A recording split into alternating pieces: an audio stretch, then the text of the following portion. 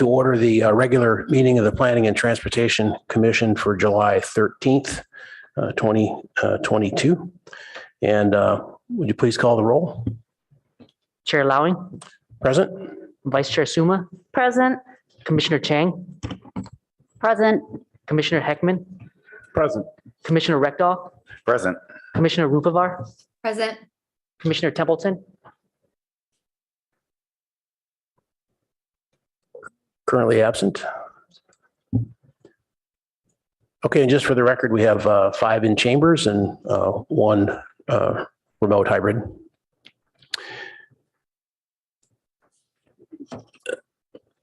We have to do our beginning of the month resolution authorizing use of teleconferencing for the PTC meetings. So could I have a motion to adopt that, please?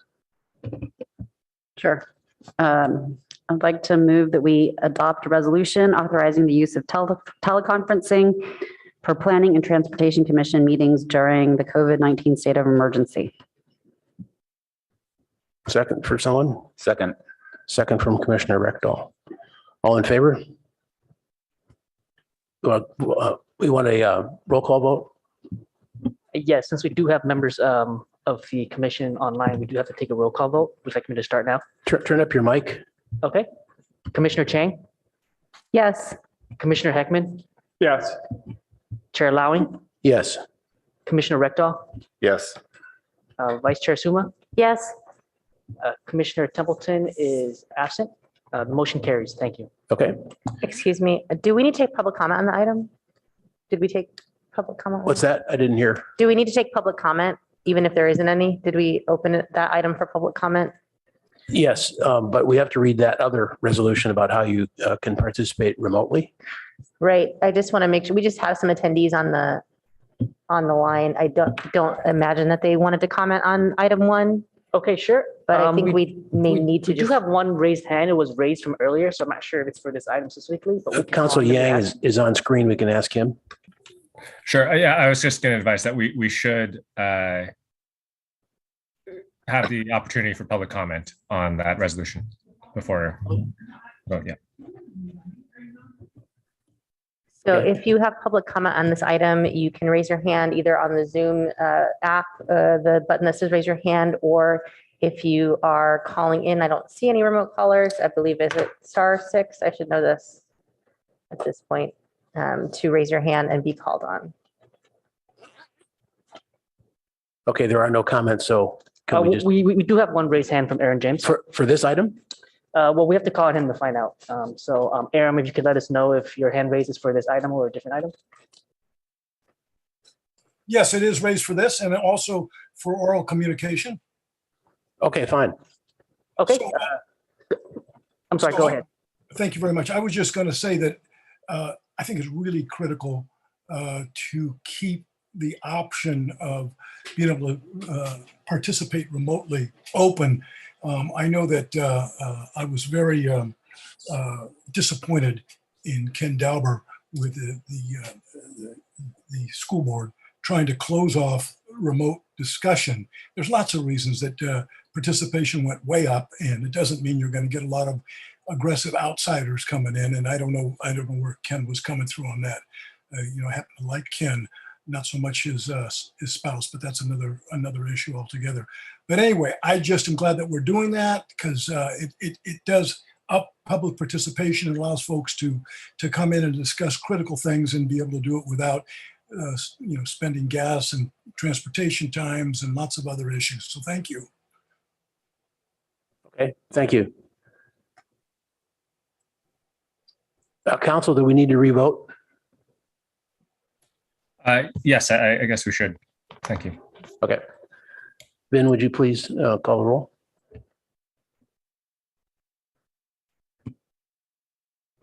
Yes, sorry. Commissioner Chang, Yes. Commissioner Heckman, Yes. Chair Lowing, Yes. Commissioner Rekdal, Yes. Commissioner Rupavar, Yes. Vice Chair Suma. Yes. Okay, and Commissioner Templeton looks like she is still out, but the motion carries. Thank you. Okay. And before we move to oral communications, let's just read that documentation to show how people can phone in for access. Excellent. We are conducting a hybrid hearing right now on July 13th, 2022. You can join this meeting by going to https://zoom.us/join. You can enter meeting ID 916-4155-9499. You can also join by phone by calling 1-669-900-6833 and also entering meeting ID 916-4155-9499. And if you are joining via Zoom, you can raise your hand via the Zoom raise hand function, which should be in the lower portion of your screen, or you can use *9 to raise your hand if you're on the phone, and you'll be called on to speak when the item that you wish to speak on has been reached, and you will have up to 3 minutes to speak on that item. So that is our intro for our Zoom hybrid meeting. Thank you. So let's go to oral communications, where anyone from the public can speak on any item that is not on the agenda. If it's an item for something that is on the agenda, then we ask you to hold that until the next section. I think we have at least one.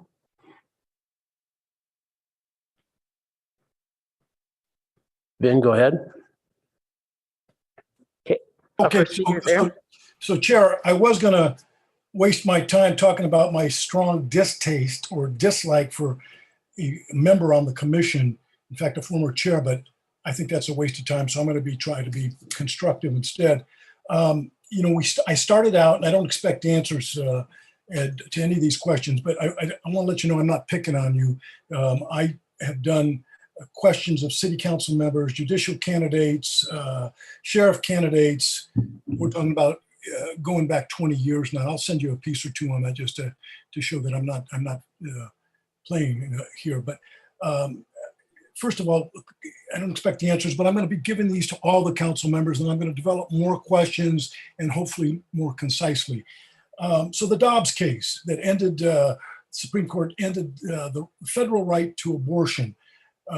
Love to know what your position is on that, and a female's right to body autonomy, I should say, and whether you would support the notion that the city of Palo Alto should become a sanctuary city for women from out of state who can't afford abortions, but we can fund them to come in here and do that. I know we're doing that on the state level, but this is a little bit different of a question. I'm going to also want to talk to you about former Mayor Du Bois's signature, and the other candidates as well. Don't feel picked on, where the mayor signed a letter on condemning anti-Semitism. But I asked the HRC to do a similar letter to condemn the state of Israel for their relentless terrorist attacks on the Palestinian people, and the U.S. $3 billion a year plus support for that, and pushing out the expansion of housing into Palestinian land. I've got about 9 questions. Obviously, I'm not going to get to all of those tonight, Ed, but this is sort of, you can think in the future what you think of these issues. And the idea of electing, rather than having Ed Chicato appoint a police chief. Should we have an election for police chief? I think that's an important consideration. It's certainly a more transparent conversation or ability to look at the chief candidates, given what I talked about the last time, the importance of reforming policing or defunding it altogether across the country. We had a lot of discussions on those issues. I'd like to get your perspective on that at some point. Also, the idea of your current viewpoint on, like I said, police practices, weaponized canine units, the fact that we still have Zach Perone hanging around in the police department. I'm sure you're familiar with that scandal. The fact that Ed Chicato, often in my view, acts like an authoritarian and autocrat and pushes around the city council, who they hire, with very, very, very little pushback. Okay, that's it for tonight, Ed, but I'll keep bringing questions to you and the other candidates. Thanks a lot tonight. Thank you. Thank you. Any other? Chair, that concludes oral communications. Okay, thank you.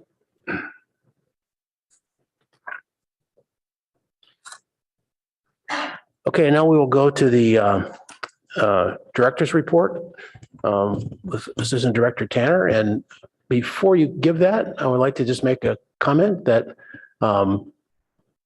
it's sad to announce this is her last night with the Planning Commission. She is on her own Planning Commission in San Francisco, which is very exciting, but is looking at other opportunities there and is leaving the city and has worked, as many of you know, on the transition, which is ongoing, but progress is being made. I think we have all loved working with Rachel and feel her support and her knowledge and expertise, and will really be missed. When the camera gets to her, you'll see some flowers that went along with a card from the Planning Commission. That's just a small thank you for all you've done, and absolutely best wishes for everything you're going to do. And as we said in the car, we're going to be watching your success. So thank you for your help. Thank you, Chair Lawing. Thank you, Commissioners. It's just very, these are very lovely flowers. I'm very excited to bring them home and to be able to look at them every day. They're just really wonderful. And I would just say a few comments to you all. It has really been a pleasure to serve the Planning Commission. You all are very thoughtful individuals who really have the best interest of Palo Alto at heart, its present and its future. You treat each other very kindly and very thoughtfully and respectfully. And I really admire the intentionality around trying to really wrestle with issues and discuss them and understand each other's point of view. I hope you continue to keep that spirit alive and well. It really has been a pleasure to work with the Planning Commission and Planning and Transportation Commission. Let me not forget transportation. Raphael will get me. And I think, even we've gotten better at getting out not super late, so we're not all like loopy at the end. But it's been a lot of fun to work with you all. You have a lot of work cut out for you the rest of the year and as long as you're serving. And I hope that you will continue to lean on our great staff. We have an amazing staff. You'll probably see a few folks rotating through this chair, helping to support and liaison role.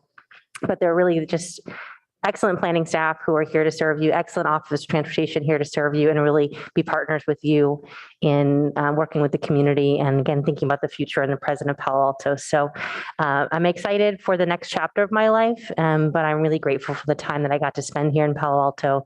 I've learned a lot. I've had a lot of really good experiences, been trusted to be a shepherd of the public trust. And I'm hoping that I did my best, certainly, to do that and look forward to, I'll still be here in the Bay Area. Who knows where paths may cross again. And please do reach out. I think you can find me on LinkedIn. I'll certainly give you my personal email and phone if you ever need anything. And yeah, on to myself, a bit of consulting work, some wedding officiating, which has been a labor of love for a long time for me. And who knows what the future holds. But again, very, very grateful for you all. And thank you for this very, very kind and thoughtful gesture. I was not expecting it. So it really is quite touching. So I'll leave that as my report for today, maybe except for one housekeeping item, which is there is an item on the council meeting on August 1st, which is the first meeting back from their break, which is the map we looked at, 1033 Amarillo. That will be up, but we will make sure we email the potential liaison, especially if that changes for that meeting. But with that, I will hand it over to Raphael if he would like to give any update from the Office of Transportation. I believe he's with us online. Yes, thank you. I'm Raphael Rios, Senior Engineer with the Office of Transportation. And I also want to say thank you and congratulations to Rachel. It's been an honor working with her, and the Office of Transportation is very grateful for her service that and help she's provided with us. To give the Commission an update on a few projects, Phase 3 of the Charleston-Raspadero Corridor project continues to progress. One construction delay to note is that the traffic signal at Charleston and Lewis and Montrose is being pushed back slightly due to lead times and the materials procurement. We're anticipating the signal to be completed now this fall. We were hoping to do that before school started, but it won't happen. Also, separately, the traffic signal repairs and pedestrian island improvements for the northeast corner of Almond Meadow will be completed this week if it's not already. I think they're targeting today to complete that the signal work there. And then lastly, a bronze plaque was mounted at the new Adobe Creek overcrossing in memory of Benjamin Lefkowitz and was unveiled during a ceremony yesterday. Mr. Lefkowitz was an avid cyclist and birdwatcher and resident of South Palo Alto who lobbied the city council in the 1980s to improve access between Palo Alto and the Baylands, which led to the seasonal undercrossing at Adobe Creek for Highway 101.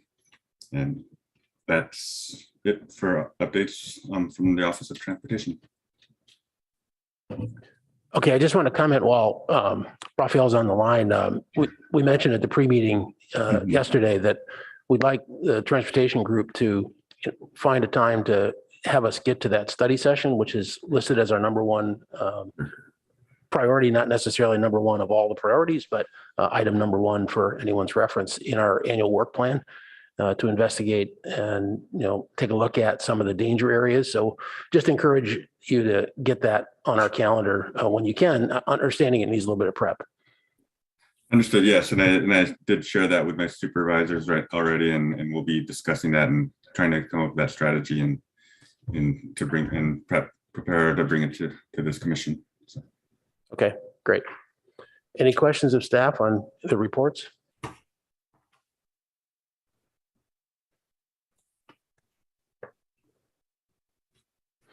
Okay, then the next item on our agenda is our major item of ADU code changes to PMC Chapter 1809, public hearing and legislative review.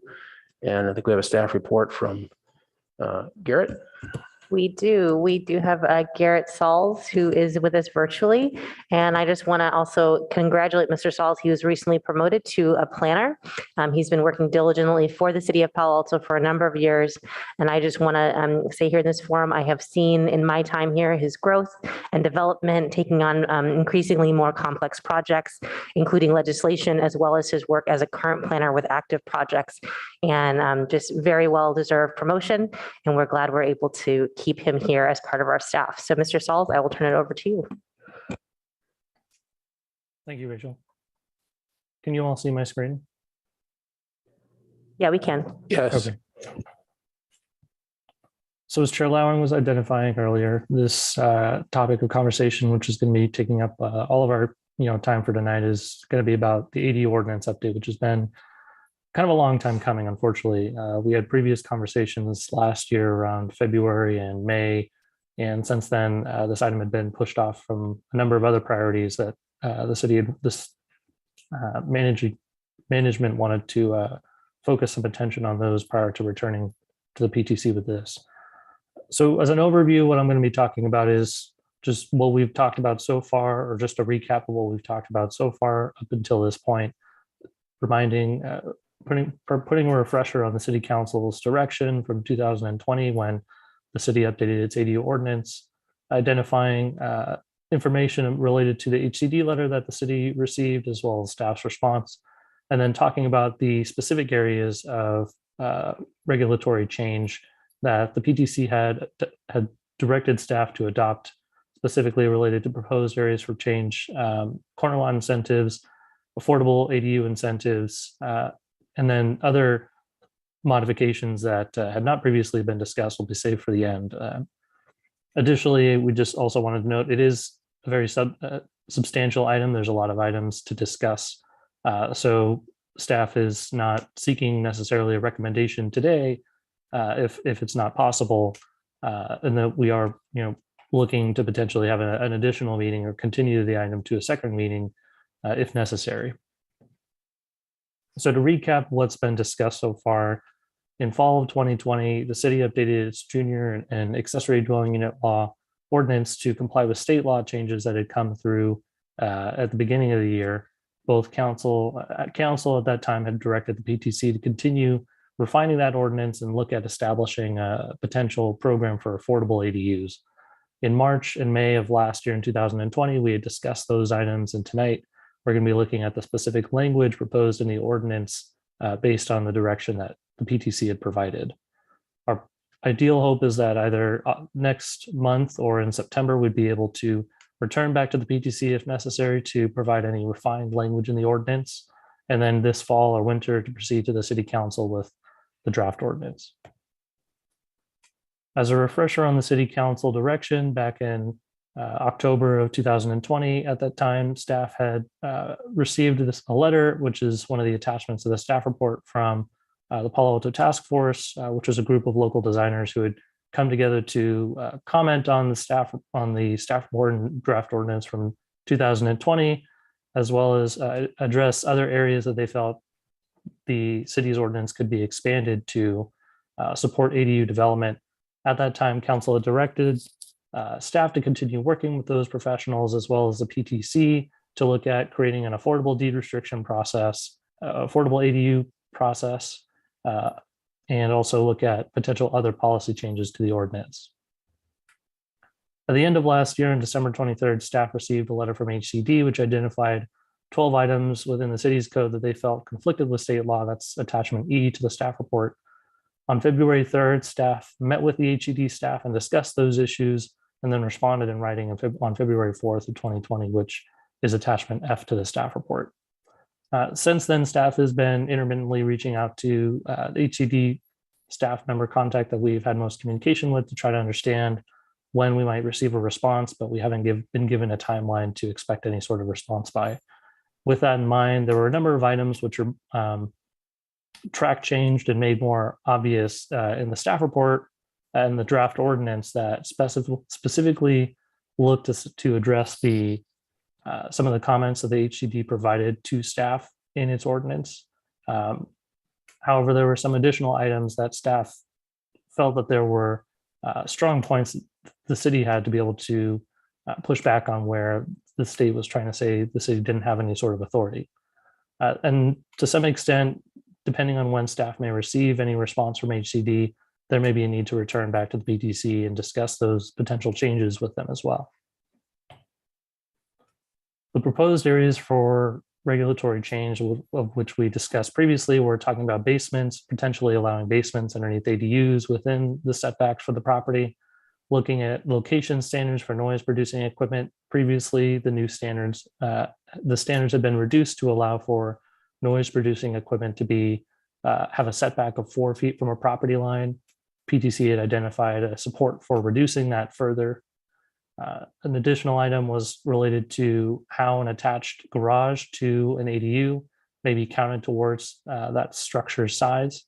Additional policies to be considered were related to privacy, providing additional protections for residents who may be affected by taller structures closer than they traditionally have been experiencing them. Another item was about refunding impact fees that might have been improperly paid. Staff did do an audit of all the accessory dwelling units that we've received since 2020 and have confirmed that there haven't been any units that have been improperly paid. If there are any individuals who have a specific application they felt still might have fall within that category, please feel free to reach out to me and we can look at resolving that issue. Another last item was about retracting prior deed restrictions. This is an item that the PTC had directed staff to engage with, and part of this change is also dependent on whether or not the city council will look to also remove any prior deed restrictions, which staff will present to the city council as an option. As it related to corner lots, the PTC recommended to provide for a reduction in setbacks for homes that were proposing to develop an ADU on the site in order to encourage them to have a greater setback than a 4-foot setback on the street side yard, which is for a corner lot, the longer of the 2 street facing sides for a property. The proposed allowances were to provide for a 16-foot front setback and a 10-foot street side setback in order to try to incentivize corner lot developers to pull their ADU back slightly. Additionally, PTC had recommended to remove the existing requirement for a garage, which means that for a home that's proposed, a new single family home that's proposed on the site, they would not need, if they're proposing an ADU, they would not need to propose a new garage in order to satisfy that primary home's parking requirements. PTC also identified a number of items from the list of items that were previously discussed that they wanted to incorporate into a potential program to incentivize affordable junior or accessory dwelling unit development. At that time, the PTC in May of 2021, PTC had identified that of these 4 items, they wanted to have these items presented to them as a program or an incentive toward an affordable junior or accessory dwelling unit development.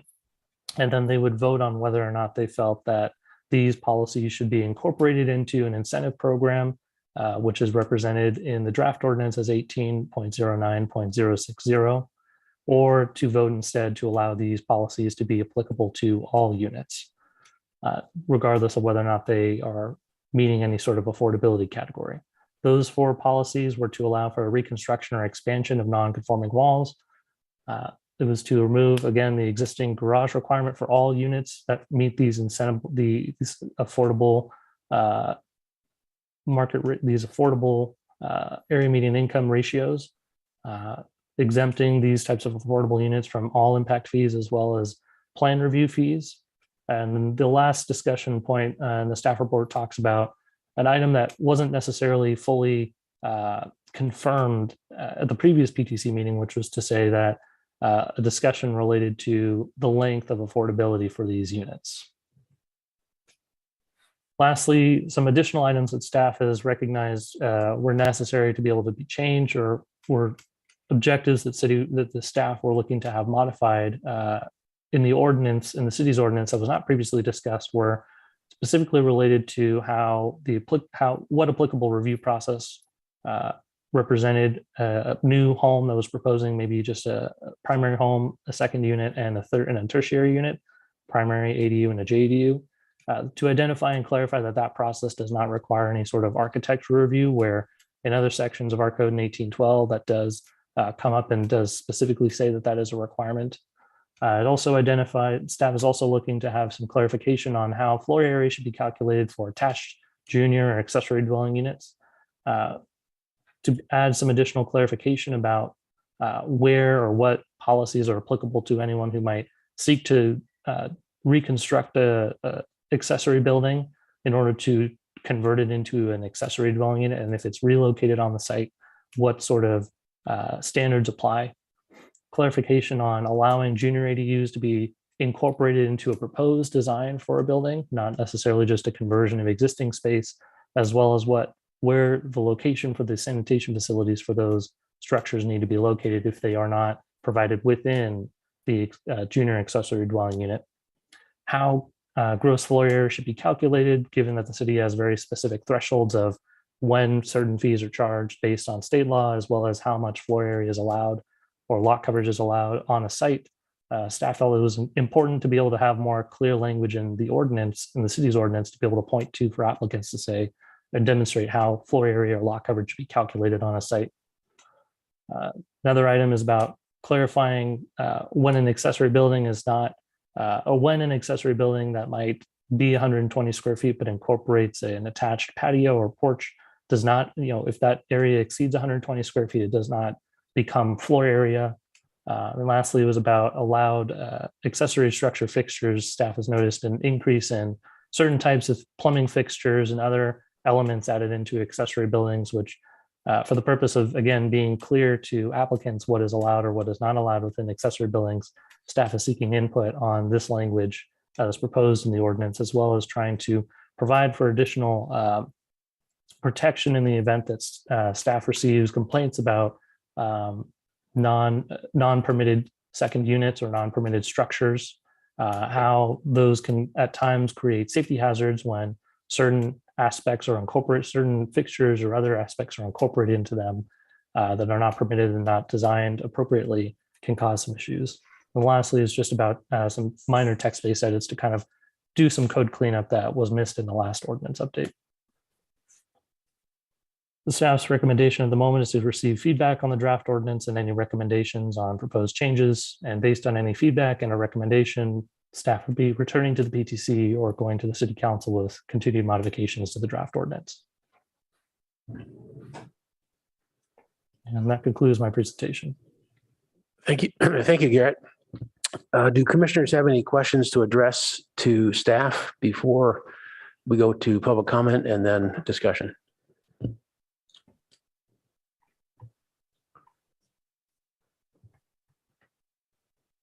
Commissioner Chang. Chair, I wanted to ask you how we're going to proceed through this because there's so many different pieces to this item that I do have questions, not general questions, but kind of like topic specific questions. And yet I want to ask them in relatively close proximity to when we're actually discussing that item. Yeah. So yeah, I just don't know when to ask my slew of questions, but I do not have general questions. Okay, yeah, just on that, I want to get Garrett's input on that as well, but I thought we should just go through your list of, the first 7, I think it is 6, and then the ones that were added and just kind of work them through once, not to necessarily take a vote. We can always come back on those, but that's how I was envisioning it. Do you agree, Garrett? Yeah, and the way that the presentation was framed is also just in order as it's shown in the staff report.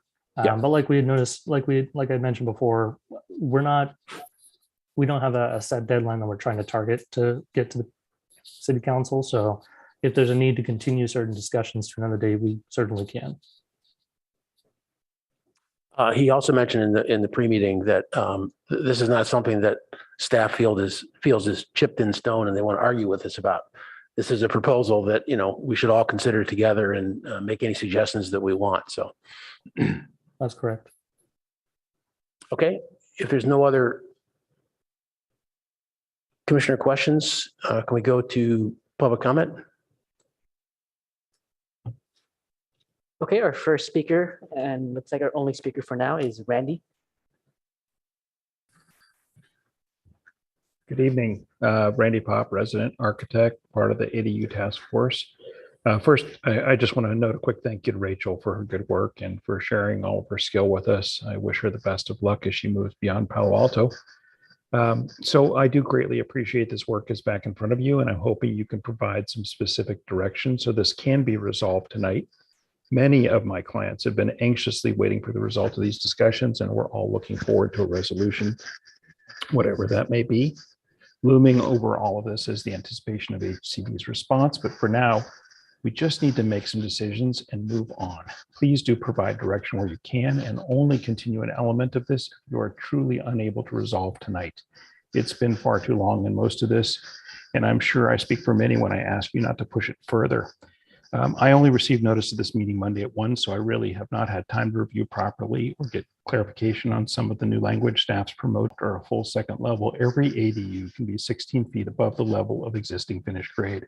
We know that.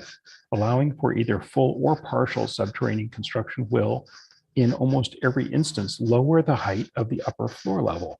I'll again share that in my direct conversation with HCD staff, they indicate there can be no restriction for what occurs below grade, and I expect they will articulate that shortly. For tonight, please focus your attention on the effective privacy measures that are proposed rather than creating arbitrary restrictions on how submerged a lower level can be. Next, the placement of noise producing equipment should only be restricted if it exceeds the noise ordinance criteria.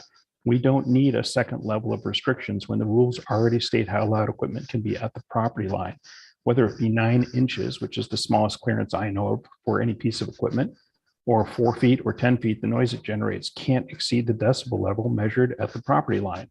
Why create a restriction for placement that has no added impact other than causing poor aesthetic or bad design choices?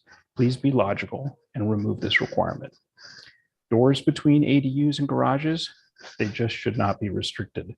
Let's be clear that if someone's willing to skirt the regulations and use a garage as a living space, they are willing to illegally add a door. I would prefer to have the structural impact of that and the construction of that item be properly inspected. The concept of restricting this serves no manageable purpose. I'm very glad to see the inclusion of the expansion of non-conforming structures to improve energy compliance and updating structural requirements. However, limiting this only to ADUs that are affordable is completely unreasonable. People will not trade a 30-year restriction, a 10-year restriction for a simple concession like this. It is better to preserve existing structures for so many reasons, and I hope you will just move this to be allowed for all projects that convert existing structures. Finally, I'm unclear what the result of the clarification on accessory buildings with covered porches or patios is attempting to achieve. The proposed changes to the section 180480 do not seem to be included, so I'm unable to review what's changing. I hope you'll delve into this before the discussion is complete tonight, and remember that if the total does not exceed 800 square feet, it should be interpreted consistent with the state exemption definitions. I'll stick around for discussion and will welcome any requests for clarification or support as you progress tonight. Thank you for giving me an extra 30 seconds. I appreciate your discussion. Okay, thank you. Chair, that concludes public comments for this item. Great, thanks. Yeah, so overall, this stuff is very technical, very dense, very well written, actually, but still very technical. So hope that Garrett will be giving us guidance, verbal guidance as we go through this, and can incorporate, alternative points of view if you want to tell us that as you're going through, or we can raise those. But let's have a good discussion on it. We got this packet, I think it was Thursday night, so it was a lot to kind of press through. Commissioner Ruvar? I have a question for Mr. Sauls that I forgot to ask earlier. Sure. Are most of the ADUs that we're seeing modular built, or are they pressed like with poured foundation? We have seen more modular units proposed, but I wouldn't say that they're the predominant pattern. It's still mostly, I guess someone call it Ground stick up. build, right? Build. Round up. Thank you. Yeah, we have, I think we've had a Bodu come through and try and propose kind of a modular approach to the design, in which case it's not necessarily kind of a pre-approved ADU, more than it is kind of pre-prepared comments to an application, or that when a Bodu would come in and supply an applicant with a locate or a project, staff has provided them, the kind of traditional list of comments that we usually ask when it comes to an ADU project. So in general, or in theory at least, there's kind of this pre-knowledge available to them to respond. So. Got it. And then are we looking at or approving unique forms of foundation such as helical piles, or are we not accepting those right now and just focused on concrete poured foundation? I can't answer for the building department, mostly just because planning at least doesn't specifically review a foundation of a building. I haven't heard any conflict. I haven't heard of any conflict so far where the building department has said, oh, we can't do any kind of foundation like this. Usually what might be a more traditional impact is a tree root. So they may do like a pier foundation and try to move around those tree roots. But I haven't heard of any instances yet where they said, this foundation design just doesn't work. And then I guess my final question is, are we or have we considered a pre-approval program such as San Jose and Oakland have? I know Oakland's going through some stuff right now, but like, for example, San Jose, LA, San Diego have.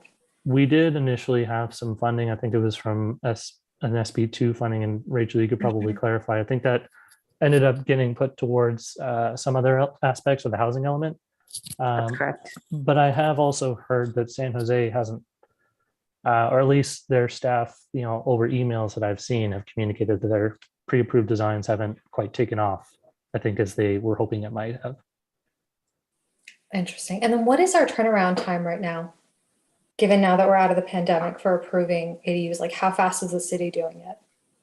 I don't have that answer off the top of my head, but I can look at the quarterly report that we provided to City Council recently and get that information for you. Great, thank you. And I do believe there's state statute for a minimum number or maximum number of days that we have to approve them. Hopefully we're faster, but that does provide kind of the maximum approval timeline. Yeah, I was just, because I think I was reading recently in LA, they're doing, I want to say 2-week turnarounds for their pre-approved ADUs, like from the time you submit application to the time you get approval.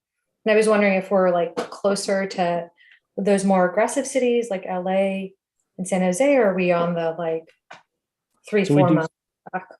We do have an internal process, which for ADUs have been reduced to a 2-week review period. So they are reduced during that initial review period to 2 weeks, and then a subsequent submittal is 7 days. But obviously it will just also depend on when an applicant responds to comments and resubmits back to us to be able to respond. And then are we getting a lot of questions about this? Because I know San Jose has like a hotline that they've instituted, or is that not an issue for us? I think they were getting inundated with interest and questions at first. I think we always, every day is a new ADU question. It's been that way since 2017, really. It's been kind of a big ticket item for most people. But unfortunately, at the moment, we don't really have staff to just have one designated individual as the only person doing ADU projects. So it is still spread out amongst all of us. So. Okay. Thank you. Commissioner Chang? So before we leap in, I was looking at this and I had a process suggestion.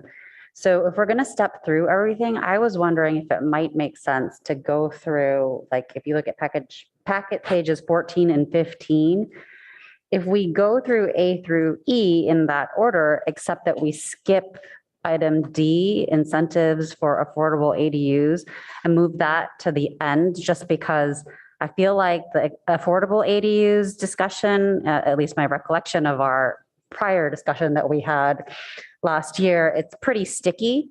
And I think that I think that we might be successful in getting through a lot of the other ones and kind of being able to move those forward. And so that's just my suggestion. Any other thoughts on that? Perfectly fine with me. Because I think that one's either going to be the longest or the shortest, depending on how we intend to pick that one up. It was only a short 6-hour PTC meeting when we had that discussion.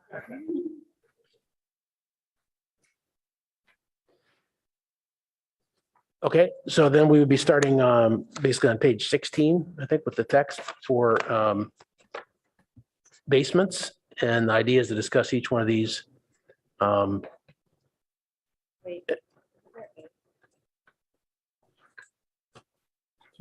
So, well, that's not really a change though.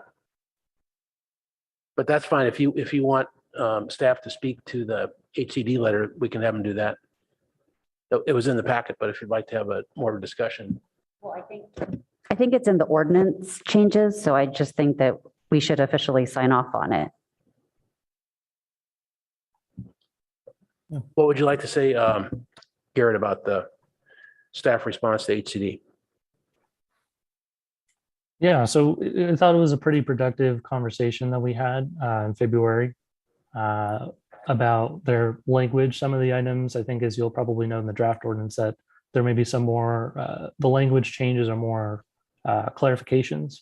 And I think that was something that they were highlighting in their report a number of times, was to give additional clarification on the intention or the language specifically, or changing the language specifically about what was incorporated into the ordinance in 2020. As we noted, there were a number of items that were more controversial, just and more impactful to the city's current ordinance that staff had raised as an issue to the HCD and responded to HCD in that letter. And so those are more of the items that I think we're waiting to hear a response from, because that, again, like I said, has more substantive impact to those changes that we're proposing. Like I said, maybe a little bit more language changes, and there's some additional text adding into the draft ordinance, where it's really just kind of talking about clarifying that, under state law, units provided under table 1, which is representative of government code section 6585 2.2e, that those provisions are also provided in the sense of that these are still kind of the boundaries of what has to be done, or what could be approved or allowed to be approved on the site, and that items that are within table 2, these units do have additional regulations that are associated with them, but there still needs to be kind of that base allowance of that type of unit, or that 4-foot setback, 16-foot height, 800 square foot ADU.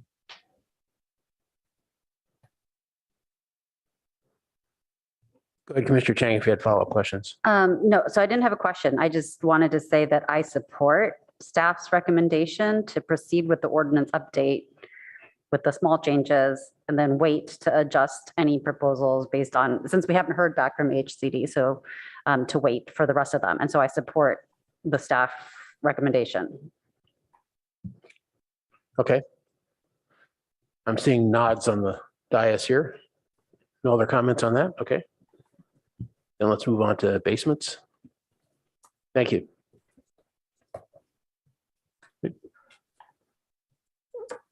For the purpose of this discussion, I would ask the PTC, do you want me to, within each of these categories, because there is a lot of it, would you like me to kind of go through and reiterate the issues, or?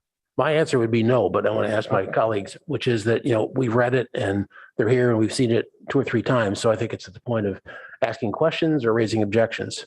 So I would suggest we just go from commissioner to commissioner and ask you questions. Is that okay with everyone?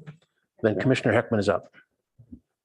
So I'm just wondering if for these discrete items, if Mr. Sauls has a bullet point page for that item. If so, then as we go through each one, it might be useful to throw that up on the screen so we can look at that. But if he doesn't have that, then I think to proceed as the chair suggested. That's fine. Sure. So I can share my screen. You see here is just kind of the specific language related to the basement changes. So this is in 1840. Wait, are we going to actually get to ordinance language as we talk about this? Is that what everybody wants to do? So that wasn't necessarily my intention, that we look on screen at ordinance language. Yeah. In some of our items, we've just had bullet points, part of a staff report. Yeah. That sort of guide us to some open issues. For example, in our staff report at packet page 16, we have 4 bullets, things that were discussed at our hearings a year ago, February. Right. So that's what I thought. That's what I thought we were going to discuss. yeah. So it seems like we don't necessarily have any augmented staff slideshow for that. So let's just talk about the staff report. Yeah, I think if we go through the sort of the text, it's going to be better for us to get our issues on the table before we start wordsmithing an ordinance. So let's go then to the top of page 16. There are 4 bullet points, and anyone that wants to jump in and ask questions or say good to go or whatever on that one. You still have your light on, Commissioner Heckman? Go ahead. Yes. So I've got a couple issues that I'd like to talk about a little bit on basements. The first one is they're both on packet page 16. The 4th bullet point is that the habitable area of basements count toward the unit's gross floor area. And again, these discussions we had were over a year ago, and frankly, we've done a lot since then, and I'm not remembering them very clearly. So I wanted to ask staff a couple of questions just to remind me and really set the table. So my memory is for the primary residence, habitable basements don't count toward gross floor area. Is that right? That's correct. All right. And for a primary residence, we have formulas that limit the overall square footage of the or the gross floor area of the property. Correct. Based on the lot size. Correct. Right. And so that's the upper constraint, correct? As it relates, yes, for anything above ground, that's not considered towards floor area, where a basement, there's some technical ways that it could, but anything above ground in that instance would be based on that limitation. Okay. So then I suppose my comment for group consideration on that particular bullet point is I'm not remembering or thinking of a good reason why we'd want to impose on ADUs a limitation that is not imposed on our primary dwellings if the purpose of the ADU is to provide additional bedrooms on existing parcels with a primary residence, because it seems like allowing, well, if we require the underground area that's habitable to count toward the gross floor area, then that constrains the size of the ADU overall, which I think is the purpose of anybody supporting that notion. But when you constrain the size of the ADU, you constrain the number of bedrooms that can be added to our housing stock in Palo Alto. So, and honestly, I don't remember how I felt about this when we talked about it a year and a half ago, but right now I'm feeling like maybe we should not make that requirement for ADUs that does not apply to the primary residence. Not to speak on behalf of the rest of the commissioners, I think one reason from the previous discussions was around the tree roots. And, we can't always anticipate with our code where the ADU will be located in relation to trees. I think that was one topic that was considered last time, was just how to perhaps constraining by counting the habitable space of the basement as part of the size, it might just overall constrain the size and possibly lead to decreased conflict with tree roots. It still could conflict with tree root, it doesn't necessarily eliminate that, but that was maybe one reason. Again, not that that's going to make or break the conflict, but I think that was from last year's discussion. Did you have any input on that one, Garrett, on Commissioner Heckman's comment? Yeah, I think it was also a policy that had been the case since 2017 as well, that any sort of basement proposed for an ADU, the city council at that time in 2017 and kind of forward had adopted that these spaces below grade would also count towards the maximum size of that unit. So if I could jump in just for a second. Please do. I want to just differentiate between floor area, gross floor area as Palo Alto regulates it, and this concept of the overall size of an ADU, because state law does limit the maximum size of many ADUs at 1,200 square feet. And so, even if we say, well, we won't count it as gross floor area, I think we would still need to count it towards that, maximum size of ADU.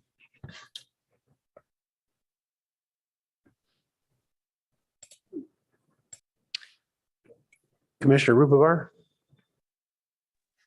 Yeah. My take on this actually is I do think that it should be counted. I think that was the intent, as how I understand it from what I understand your point, Commissioner Heckman, but that's just my kind of viewpoint on it and what I felt was the intent of the state regulation.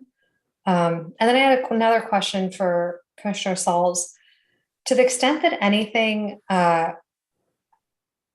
is attached to the ADU and encroaches into the 4-foot setback, such as HVAC or anything, does that count? Does a 4-foot setback have to be from the eave that drops? Or if there's an HVAC unit that encroaches, does it have to be from that? How does that work? Because it's just that question. The setback would be to the wall rather than to the edge of the eave line, right? In that example that you gave. And then also when we adopted this new ordinance in 2020, we also said that HVAC units or noise producing equipment also have to follow that 4-foot setback. So the structure or the unit itself can't be encroaching into those spaces, even if it's attached to that ADU. So the 4-foot goes from the furthest point, the HVAC. You could, yes, if that were the closest point of the structure relative to that 4-foot setback, it could. Usually that is not the case. It's usually more the building is the walls themselves are kind of situated at those areas. Got it. Thank you. Commissioner Chang? Yes, I have a question for Mr. Sauls. I was hoping that you could speak a little bit to what the public commenter mentioned regarding basements and state law and what we can and cannot control. Yeah, so what Mr. Pop was talking about is specifically about units within Table 1 in our municipal code, which relates to the 6585 2.2E subdivision units that I was talking about earlier, where the state law is fairly broad to say, these are kind of the setbacks, these are the square footages, these are the heights that have to be allowed for these types of units. And so a city can't necessarily restrict those specific types of units to be developed. However, when units go beyond those provisions, that is where the city does have authority to regulate it further. Specifically, as noted in the staff report, some of the conversation that happened a year and a half ago was related to the graphic that's included in the staff report that talks about having a basement fully underneath grade, sunken partially underneath grade, or not, and what could be built within those spaces. Some of the issues that came up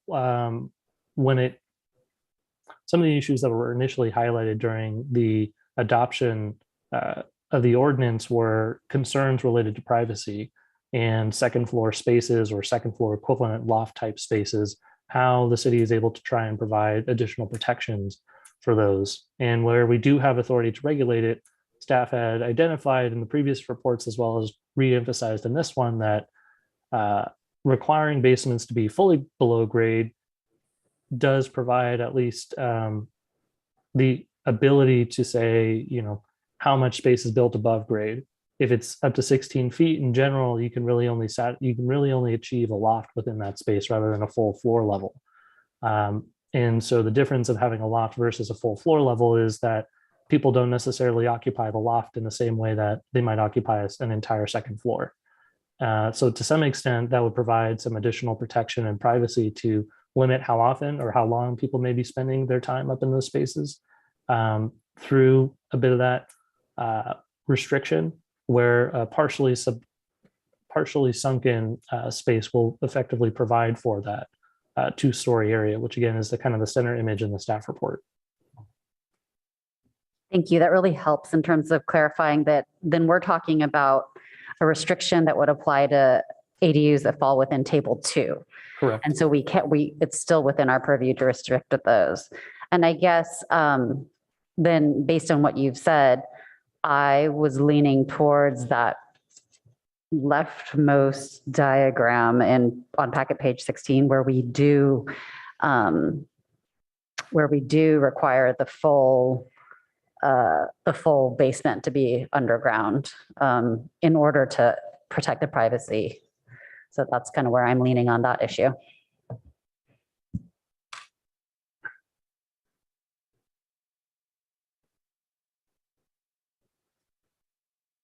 Other commissioner comments? Vice Chair Suma? Thank you.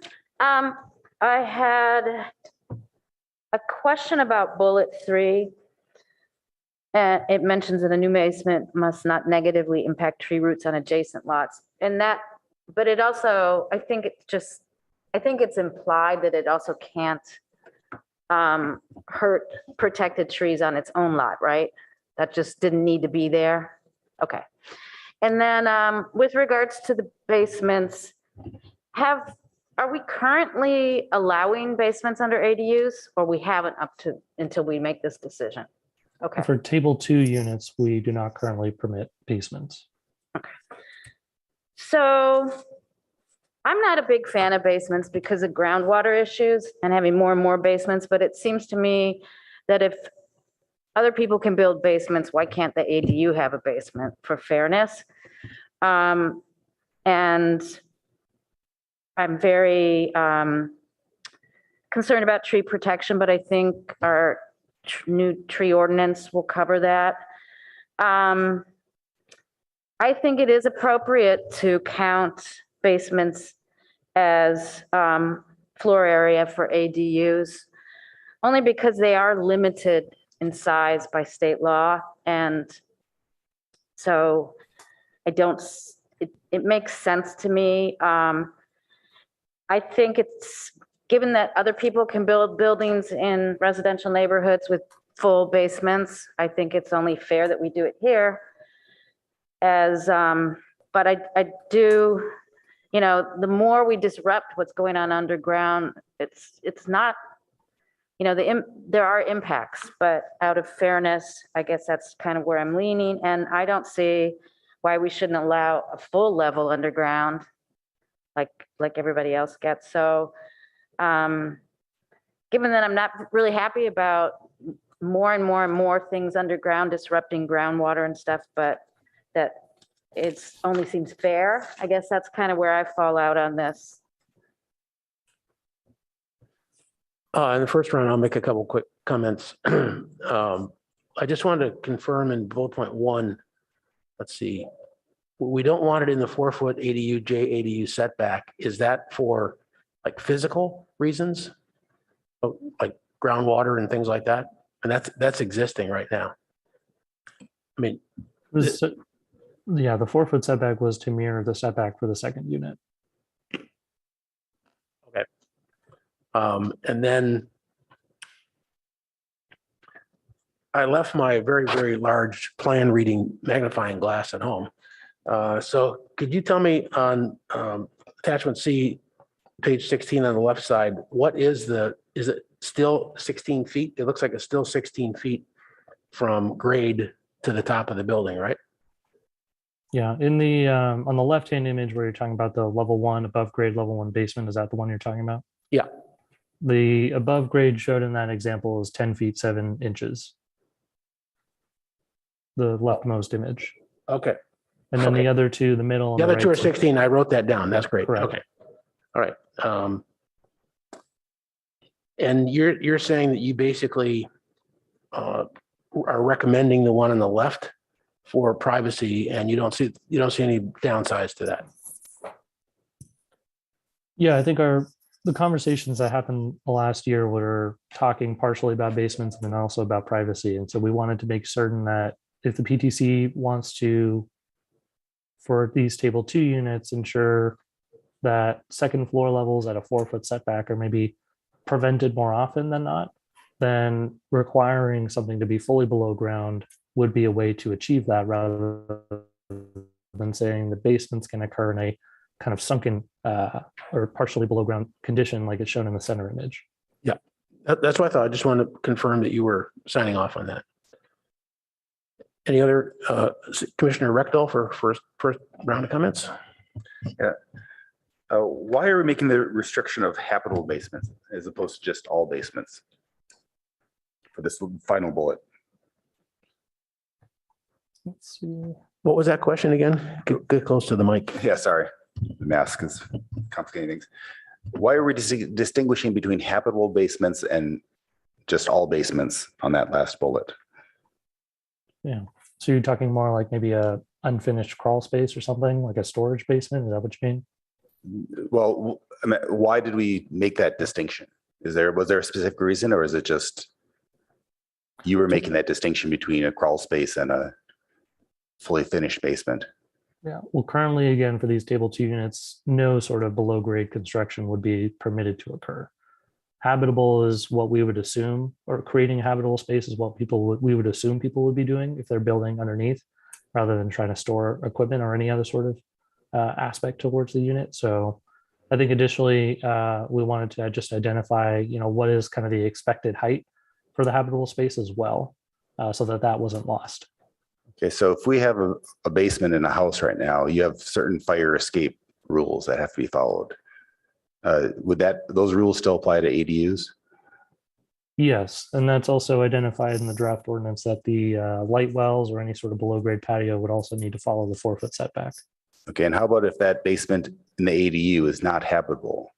Would that still require the same window wells and escape? If it's not habitable, I'm not too certain if it would. I'd need to check with the building department on it, but we can certainly get that clarification. When I look at this last bullet, I think what's going to happen is people are going to have basements that are 6.5 feet deep, so they don't count. And then they'll put a bedroom down there and they won't be safe. And so it seems strange that we would make this distinction between habitable and non-habitable basements when I don't see any purpose for doing that. I think there could also, if you feel that that's the case, then we could certainly add additional language that even says, there can only be some, habitable basements underneath, to which the opposite is that you can't do anything that isn't that, right? Yeah, exactly. Yeah. Okay, thank you. Commissioner Rupavar? Thank you. Yeah, I just piggybacking on that real quick. I think that makes sense what Commissioner Rectal raised, because yeah, I could see some people just going 6.5 feet and putting a bed, and then you don't have the proper precautions. So that seems like a valid point, unless others have different thoughts or opinions on it. But I also, on the topic of basements and privacy and setbacks, I had a question relating to decks. What is Palo Alto's position on decks attached to the ADU? Does that count as well towards the gross floor area? Are there privacy concerns because now you're lifted off the ground and you're looking into a neighbor's yard, et cetera? Like, have we thought about that? And what is our, and I was just curious where our position is. Sure. So if it creates a footprint, then it would be counted towards the lot coverage for the unit. We do currently, if I remember correctly, in our ordinance have language that specifies that any sort of related to the privacy section of our code that actually says if there's any sort of deck that there needs to be a 5-foot 6-inch tall screen wall at that level to be able to provide privacy protection for adjacent properties. And that's a similar metric we applied in our individual review program to rear balconies. Got it. Thank you. Commissioner Heckman? Thank you. So thank you, outgoing Assistant Director Tanner, for reminding me about the tree discussion. So one thing that's different in our discussion tonight from a year ago, February, is we now have this, and Vice Chair Suma referenced it, this new, much more robust tree protection ordinance. So I just want to confirm that there's no exemption of ADUs from that ordinance, or is there? I think where the tree ordinance and state law would butt, and Mr. Yang can correct me, would be we would have to allow at least an 800 square foot ADU. So certainly we would encourage an applicant to move or reconfigure an ADU such that it was not disturbing a tree root. But at a certain point, if you had a lot that couldn't accommodate it anywhere else, or the tree roots were very expansive or something, I believe the ADU we would have to permit the ADU, even if it would damage or potentially damage the tree. Yeah, that's correct. One of the sort of clarifications we're adding in, global clarification in response to the HCD letter, is that none of these regulations under Table 2 can operate to preclude an 800 square foot ADU. So, compliance with the tree ordinance is one of those regulations. If compliance with the tree ordinance would keep you from building an 800 square foot ADU, then that would state law would prevail there. Okay, thank you for that. And then to follow up on something Council Yang said before, that state law has this overall 1,200 square foot max for an ADU. Our Table 2 ADUs, do they have an 800 square foot max? They have a 900 and a 1,000 square foot max. Okay, so if we don't include gross floor area for a habitable basement, then what somebody building an ADU could theoretically do is exceed that 900 or 1,000 square foot maximum size in our ordinance up to the 1,200 square feet of, again, I'm talking about practical space that state law allows. That would be the cap. So they could get something outside of our ordinance without this capture provision. Do I have that right? To my understanding, we would need to update our ordinance as a part of this language to say that it could do that. If I remember correctly, and Mr. Yang can correct me if I'm wrong, that maximum is something that cities can adopt. It's not required that they provide that 1,200 square feet, which is why we adopted a 900 square foot maximum and 1,000 square foot maximum for 2-bedroom units. So under our current ordinance, we would effectively say you could have 1,000 square foot 2-bedroom unit or 2-bedroom or more unit, and that would be the maximum.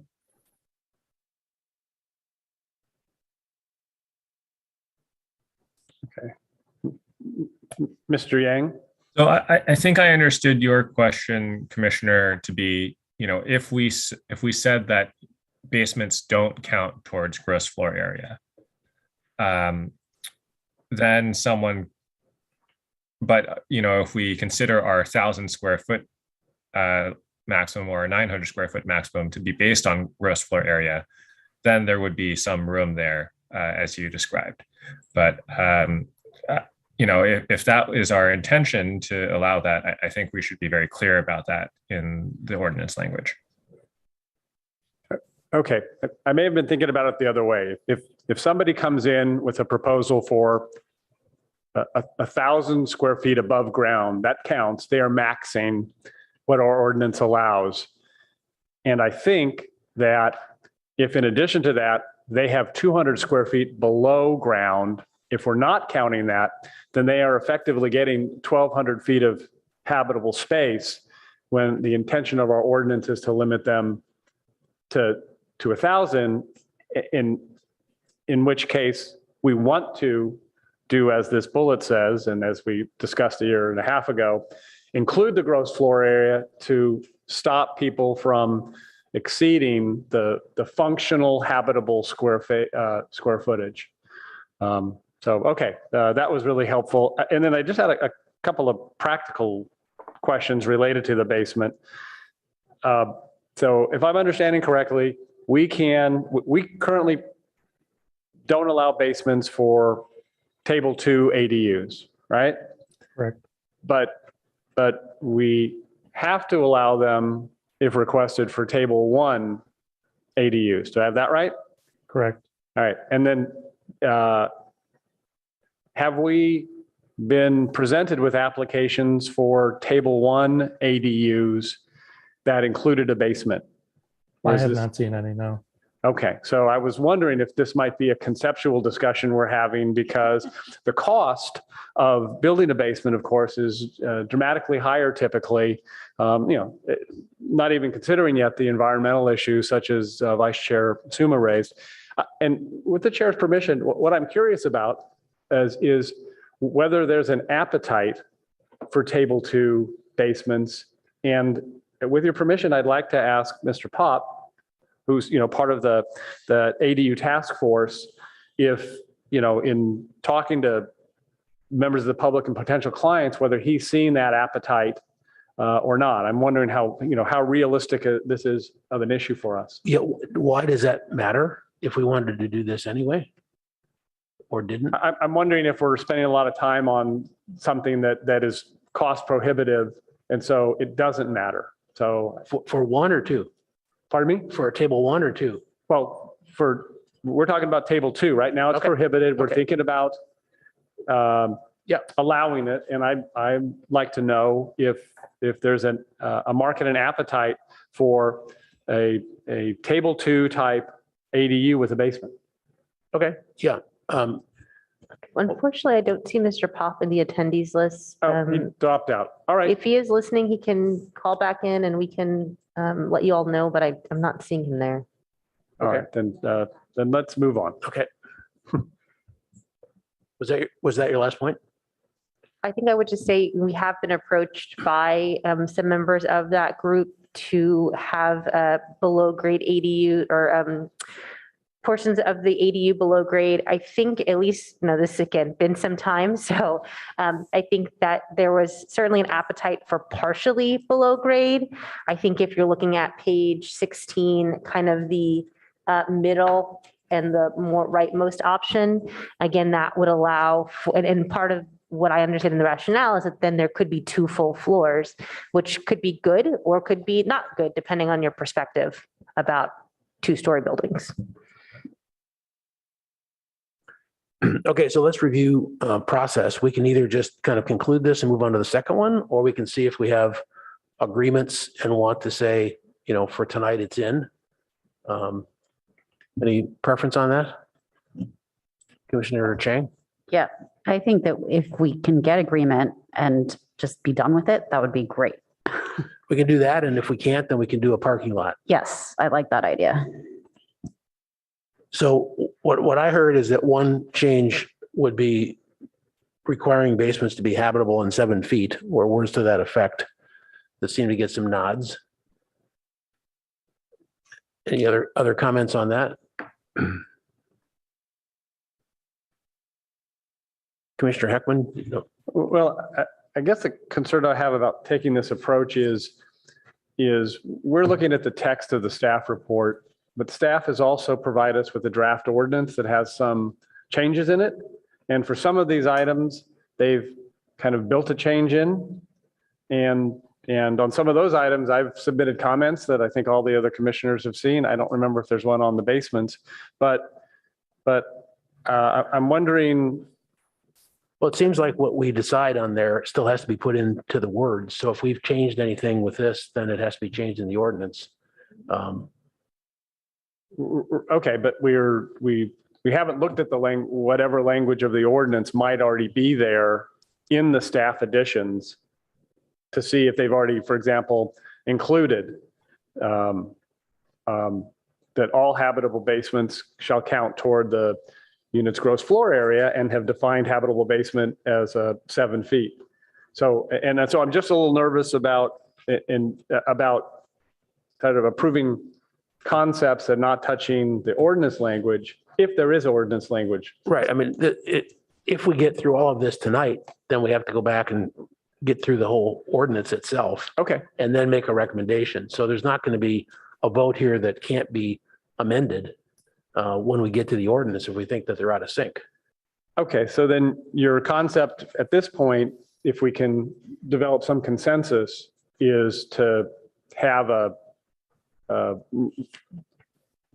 my concept is conceptual. Right, but to say, all or a majority of us agree conceptually, this is how we should handle item 1 basements. Correct. Right. And then, as you said, once we get through all the items and we come around to the language of the ordinance, then we could say is this conceptual thing we want it already in the ordinance? Yeah. If it is, then let's look at the language. If it's not, then we're going to be directing staff to bring a revised ordinance back to us. Okay, that makes great sense. Yeah. So I'm supportive of that process. So picking up on that, then, are you in agreement on the habitable basement at standard of 7 feet required? I am, as reflected in the staff report, the last of the 4 bullets with the footnote 2 that's attached to it on packet page 16. But I think the difference that Commissioner Rectal was recommending is it to be required to be habitable, i.e. 7 feet. That's how I understood it. So it could not be a storage area of 6.5 feet. Okay. So I am supportive of that concept to avoid manipulating with a 6-inch delta our process. I did like Mr. Saul's idea, though, of basically the concept of adding language that in an ADU, table 2 ADU, all basement space is habitable space. Right. So yeah, that's right. So that would even be 4 feet. So if you know that going in, you're going to design accordingly. Right. Okay. Are there any other changes from what we got in the staff report after our discussions? Commissioner Chang? I don't know that it's a change so much as staff asked us if we had a perspective on how basements should be implemented with respect to the 3 diagrams on packet page 16. Yep. And I think we need to reach consensus on whether or not we want to dictate how basements should be implemented. And if so, specify how that should be. Mm-hmm. And so I had gone out there and said that I think that we should have the level 1 above grade and 1 level basement, the leftmost picture as the appropriate implementation for a basement, but I'm not sure that we've agreed on that yet. No, you're right to ask the question. That's what my line of questioning is, if that was signed off on by staff as the appropriate one. So I'm in. What about other people? Vice Chair Suman?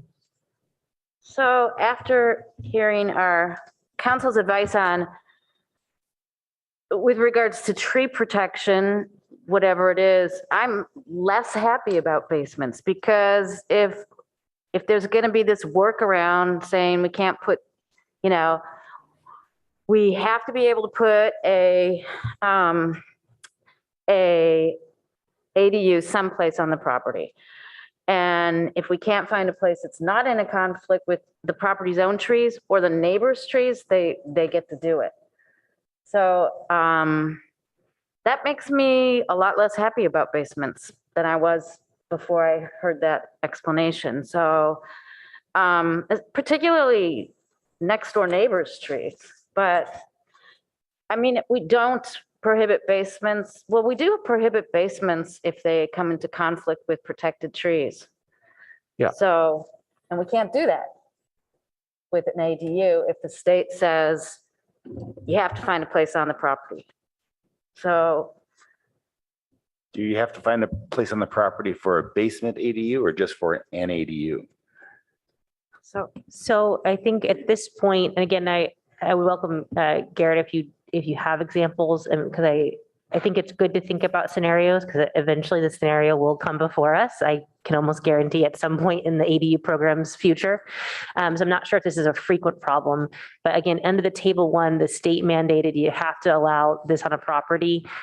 If push came to shove, they'd be allowed under table 1 to have an 800 square foot ADU, which could include a basement if that's what they proposed, and we couldn't, find a different solution. And so this would be an addition to the table 2, and then just reminding folks that table 2 is kind of intended to be our local ADU program. That's why there's a little bit bigger units. So if somebody wants to do something bigger, then they have to follow a few more restrictions, kind of with the ADU program here. So this would be making those 2 programs equal, at least in terms of allowing basement. I do believe table 2 still requires protecting the trees. And so, for example, if someone said, I want to build 1,000 square foot ADU and a basement, and it didn't comply with the tree ordinance, then they would have to kick back over to table 1 and they'd have to reduce it to an 800 square foot ADU. And so hopefully that didn't confuse you further. But I think you are correct, Commissioner Simon, that this does open the door to more basements under ADUs and could potentially have some conflict with trees, although again, under table 2, they would be required to avoid those conflicts. Otherwise, they'd have to go back to table 1. Is that right, Albert? Sorry, I see you. Yeah. Can we get I Council probably said something wrong. I was like, gotta correct me. Yang needs to opine. Just to clarify there, so they have the option of going back to table 1, but even under table 2, where we have the ability to adopt these additional regulations, we do still have to find a space on the lot for an 800 square foot ADU with 4-foot setbacks and 16 feet of height. So that often doesn't mean we have to require a basement, but sometimes it might if the rest of the lot is so constrained. Yeah, I mean, it's very hard to speak in generalities because these situations are all so sort of site specific. But conceivably, there would be a situation where we would have to allow under table 2 a basement so that they could reach 800 square feet. But that's it if we allowed a basement at all, right? Well, even if we said, basements are prohibited, if someone had a site with such unique constraints that they couldn't get 800 square feet without a basement, we'd probably have to allow a basement there. And that's where I think the hypotheticals are important to think about, but I don't think that the majority or even a small fraction of the proposal we see, because in part because the basements are so expensive. So I think it is good to think about these hypotheticals, but Garrett, you can correct me. I don't think we're being inundated with basement applications for ADUs. But again, the program's still relatively young. I mean, the ADU program has not been around, that long. I'm still not quite clear on what I think Vice Chair Suma is asking about. Is if we didn't have an allowance for basements, but somebody was allowed to do an 800 square foot ADU, it wouldn't be with a basement. So it wouldn't be going as deep to wreck trees. So is that still a more conservative approach? I'm just trying to get clarity. I think that Mr. Yang is just trying to answer in the saying like, generally, yes to what you're saying. However, if there were an example of a lot that was so constrained and the only way they could get their 800 square foot ADU was to have a basement, we would as a city be required to approve that permit. Yeah. So I think that's, Not bad. I think that's the answer, right? Yeah, and I guess it's the same answer, though. I don't think it really changes very much from a tree protection perspective, whether we allow basements or not. Because even if we allow basements, we are also saying, when you build your basement, you have to comply with our tree protection ordinance. And, you know, the only exception to that would be if compliance with the tree protection ordinance would stop you from building that 800 square feet. So you're kind of in the same situation. You only get to harm trees if, you know, that's the only way that you could get to 800 square feet. Which actually is consistent with the tree ordinance anyway. There are circumstances under which you are allowed to take out that tree. So it's. Okay, let's see who was next. Commissioner Heckman? With a typical at-grade ADU, those have a foundation, right? They're built on a foundation. And do we know what the typical depth of a foundation is? I don't have that information off the top of my head, no. Okay, so I think that's useful information to us because whether it's, I mean, I just, you know, think about foundations you've seen, you know, at construction sites, and it seems like they're at least 18 inches deep, maybe, you know, quite a bit deeper. But with no basement, we are going to be affecting tree roots, however deep that foundation is allowed to be, you know, because they have to dig, right? They dig it out. They dig it out, and they're going to affect tree roots just to have it. And I'd be interested to know from arborists if whatever depth that is, if there is, once you've destroyed the roots in that zone, is it worse if you go down another X number of feet? Or have you already done the damage under the canopy that where you're cutting the roots? I just don't know the answer to that. Well, I can tell you partially that it's different with different trees. Some root systems are very close to the grade and some are very deep. So it's just different. And I think the tree protection, whatever tree protection ordinance we have will be used in the case of building anything, you know, foundations or basements. So I think it's kind of the same. Do you have more comments, Commissioner Rexall? My questions were answered. What I wanted to know is Your mic. What I wanted to know is how, when you're building a house and you have constraints in the basement due to tree roots, how does that differ from the ADU constraints? And it sounds like it doesn't. So just like Commissioner Heckman was saying earlier, I get uncomfortable when it seems like you use two sets of rules. And so if we have one set of rules, that makes me more comfortable. Okay, so where does that leave us on one of these designs? I think Commissioner Chang was going for the left-hand design earlier, so. Vice Chair? Yes, I have a question for staff, and that's about the middle design, which is partially, I think the point of that is to make the first floor have higher ceilings or have option of some higher ceilings within the 16-foot envelope by going partially underground. Would we be are we only choosing full basements and not allowing that? We could.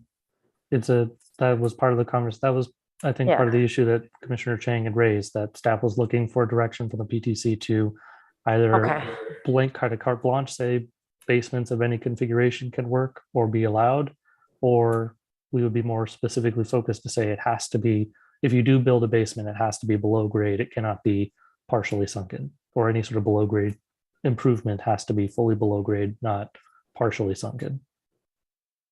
So I'm not sure we really discussed the partial option, or. Go ahead. Well, I mean, it's not, it does, this design in the middle would not have the safety concerns Commissioner Rectal was worried about. And I'm just wondering why we would prohibit that. Commissioner Chang? So having not been there at the first discussion, my understanding is there is a concern now that ADUs can be built within 4 feet of the property line, closer to the property line, a privacy concern, particularly for tall ADUs. And the idea is that if you have the middle picture with the full floor, with the full second floor, that people can spend more time there versus a loft configuration on the rightmost picture where basements are not allowed. So if it's a loft, it's probably just sleeping space. Like you're not going to be walking around up there and spending a lot of time up there. And doing like the first option on the left kind of makes it so that the ADUs are going to be shorter. And that is so I prefer the left side because of privacy for the neighbors. That's my reasoning. Yeah. That makes sense. Thank you. Yeah, I'm in on that one too. Other comments? Commissioner Rectal? So currently, the design on the right can be built. There's no constraints against that. Is that correct? You talking about the design on the far right, the third image, or the center Yeah, image? the far right. Yes. There's no constraints on that. And the only constraint is height. Could we make it so they could not have a floor that started above a certain level? And because in some ways, if you look at the one on the far right, when someone's standing, they're higher than they would be in the middle picture. So if they look out a window, their eyes are going to be higher on the far right. So I could see that the one on the far right actually could be worse for privacy. Well, I think the one on the right, we have to allow. So ADUs are allowed to be up to 16 feet in height.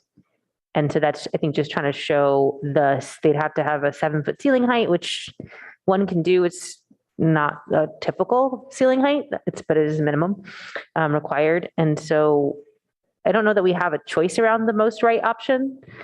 And maybe if you can repeat your question in front, if we would have a minimum floor height. We have to allow them to go 16 feet. Do we have to allow them to have second story? I guess, I don't know, Albert, if the state law explicitly states that, but I don't know that we can place additional constraints like no second story within the 16-foot height limit. That would seem to be not certainly the direction the state law is trying to go, or the spirit of the state law. But yeah, I think theoretically we could say, you can't have a finished floor above a certain height. But I think we'd probably, I don't know, I guess I don't know what sorts of applications we're getting in, but I could see that being a rule that we'd have to frequently bend, because it would, we run into sort of limitations of people being able to reach 800 square feet within that rule. Okay, and what about, we have a lot of neighborhoods that have single story overlays. Are second stories on ADUs prohibited in those overlays? no, No. they're not currently. They're not prohibited. They're not prohibited. Really? So I can't build a house with a second story, but I can build an ADU with a second story that's even closer to my neighbor's house. It seems broken. Yeah. I mean, that is part of the changes and the impacts that have occurred as a result of state law in 2020. We wouldn't normally have structures this close prior to 2017. They'd usually be built within the building's envelope, or the setbacks, basically the space created from the setbacks. But in 2017, ADU law even was expanded to provide for what the city had provided for at the time was 17-foot tall structures at a 6-foot setback. And when it was further constrained, or state or local jurisdictions were further constrained to say that they had to provide a unit at a 4-foot setback and at 16 feet height, a number of the issues that staff was raising to PTC and city council were, they're much more strict or specific. There's much more specific language that says cities have to do this. And so when they don't fall into that category of the city has to do this certain thing, and it falls into this table 2 category of, what can the city still try to regulate? The staff was trying to provide for additional options to provide for privacy protections. But the single story overlay is a local ordinance issue. It's not a state issue. So to some extent, the state law would trump that. But it isn't clear that we can't prohibit second story ADUs, is it? Currently under 16 feet in height, you're able to basically build a loft. We don't necessarily think of a loft as a true second floor or second floor in maybe a traditional sense. So that's why there's been this allowance to have these, as 16 feet is kind of the defined allowance that the state has provided for. Yeah, so I think under table 2, we could say, you can't have a finished floor above a certain height. And that would effectively, stop you from having that loft. That wouldn't keep anyone in a single story overlay from building an ADU under table 1, where we just have to approve it. So, we don't get to add those additional regulations. And then as I mentioned earlier, even if we did have a rule that said you can't have a finished floor above, 8 feet, for example, or 5 feet, if that prevented someone from building an 800 square foot ADU, we'd have to waive that rule. Okay, thank you. Commissioner Heckman? So I'm supportive of flexibility on this issue. When I look at these 3 models, the one on the left with the entirely submerged basement, I'll be surprised if we get more than one of those in the next decade, particularly for cost alone, but particularly if we couple that with including the gross floor area from that entire floor. I just don't think we'll ever see it. And so then you're really looking at the other 2 options as more realistic. Later in our discussion tonight, part of this ordinance changes, we've got a bunch of changes related to privacy issues, where the window treatments on the above 12 feet, I think, or wherever the above the first floor is, exits. We even, on the ground floor patios and whatnot. And so I think it's better to address privacy issues more directly with those sorts of things. I'll point out in that middle option, which Chair Lowing, I had to use my magnifier to see that is actually shown as 2 feet underground, right? And 21 foot of width. I don't know what the depth is, but all of that square footage would count. That 2 feet below grade counts as square footage, which has the effect of shrinking what's left to build above above grade. And that will, have some beneficial effect on the massing of the structure that the neighbor sees 4 feet from the property line. And so that's, I think, a good thing.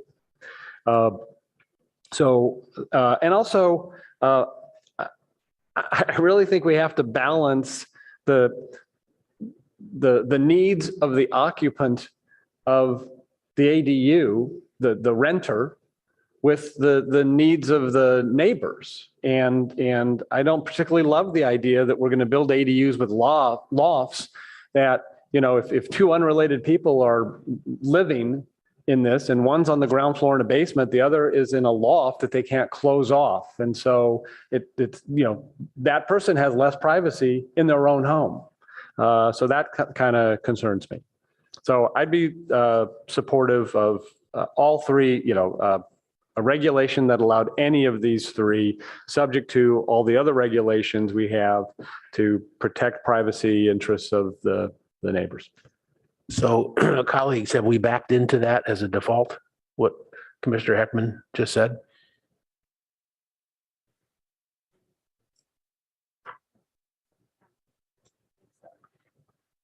Okay, I'm getting, I don't think so. So does that mean we're into a parking lot situation? Or do we want to press on here?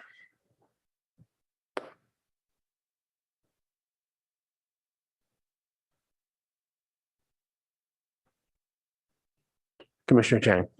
So I don't know how much, I mean, do we have agreement on everything else except the basements then? Is that where we are? My notes I have taken say, I'm assuming that for most of the 4 bullet points that there seemed to be general agreement. There seemed to be agreement to require basements to be habitable or built to standards of habitability so that there isn't any unsafe dwelling after the fact.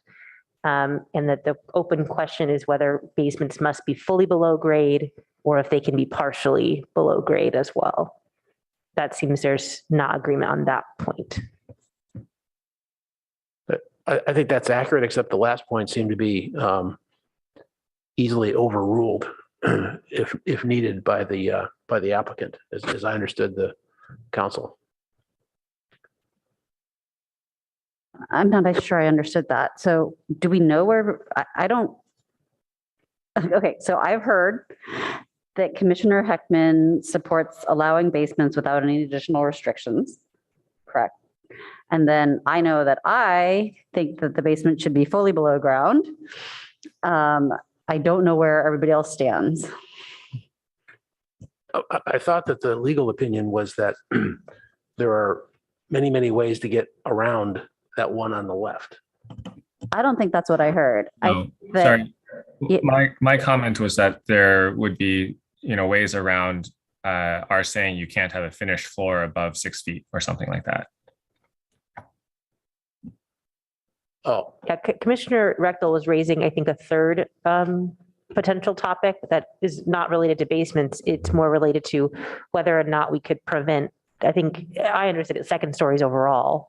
And by having no finished floors above, let's say 8 feet above grade or 10 feet, whatever we decided was the height, that would be allowed.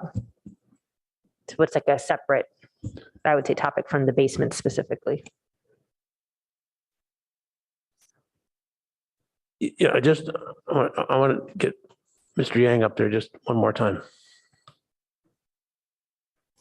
So give you a scenario. If we said we want only the one on the left, I was understanding that we couldn't do that because it was too restrictive. No, I think we could do that. Okay. So I must have been confusing it with the idea that Commissioner Rechtel proposed for a limitation. Mm-hmm. Okay, Commissioner Rubenvar? Yeah, I just want to quickly comment. I agree with everything, Ms. Tanner, your summary, and I agree with Commissioner Heckman on this one. I don't, it can be wherever. I'm open to all three. So that's my position on this. Thanks.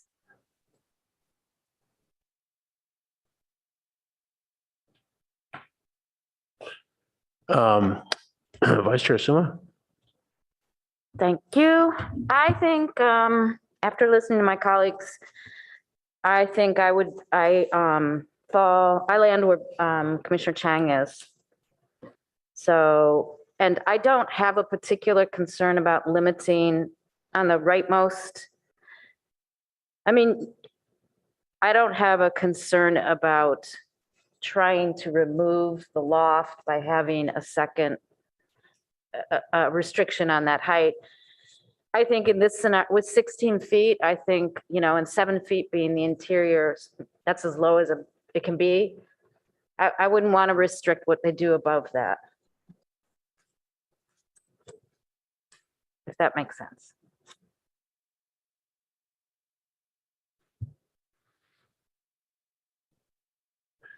Okay, well, I think we're on a parking lot with this one because we don't have, quick unanimity.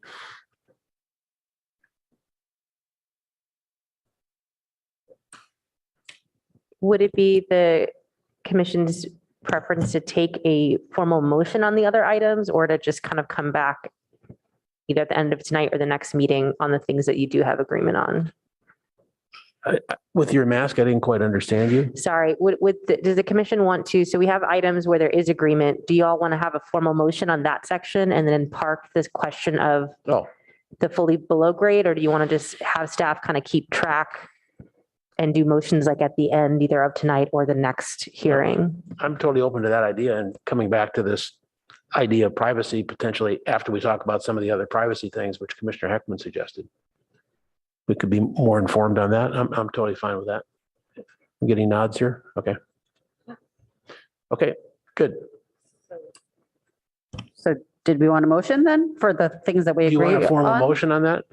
I mean, I just think it'd be helpful to document this That's fine. so that it doesn't, so we don't lose it. That's what I think. Not arguing, just Okay. want to make sure. So I'm going to move that we accept the staff recommendation for the 4 bullets on packet page 16 with the addition that basements in table 2 can only be habitable basements.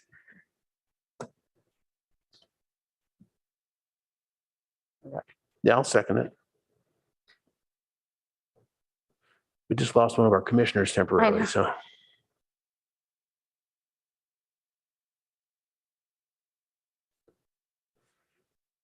Yeah, I'm sure. Is there any more discussion on this?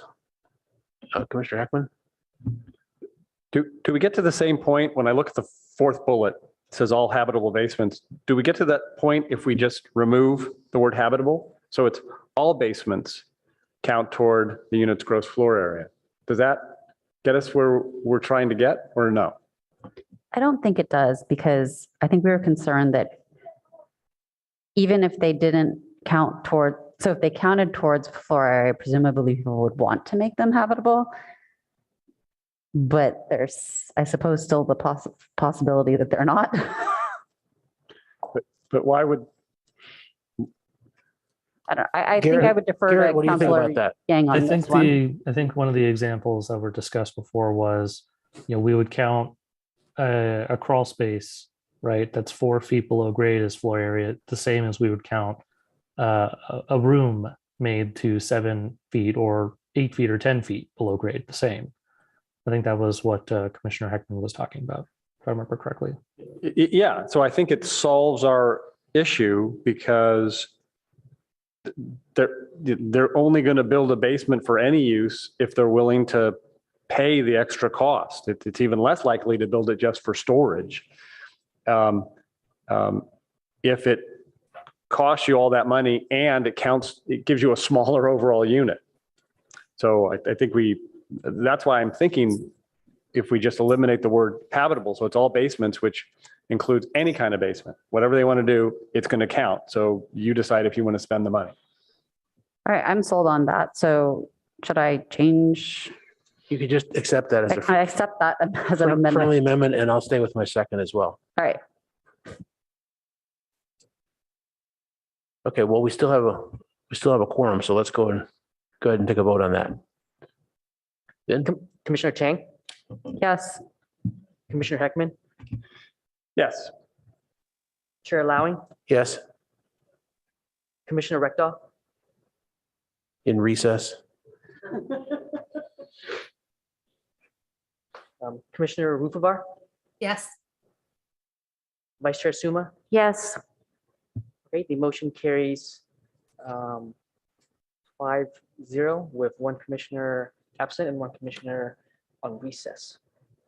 Okay. Thank you. Coming up on 8, you want to do one more and then take a break? Sure. Yep.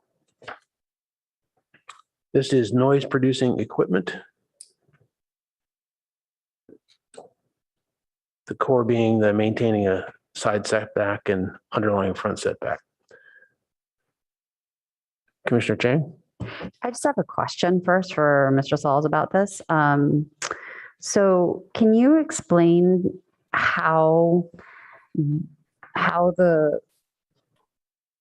does this requirement differ from what the primary residence is required to do? So how is this more relaxed than what the primary residence is allowed to do?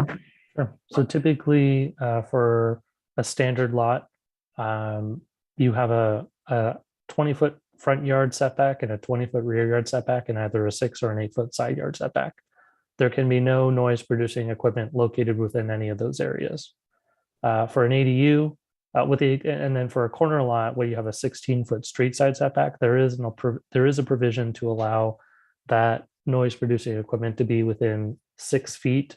If you think of it like at the setback point where maybe the building and the setback meet, 6 feet further in to that dimension, that 16-foot setback, you can have noise producing equipment provided it's at least 10 feet from the property line on the street side yard.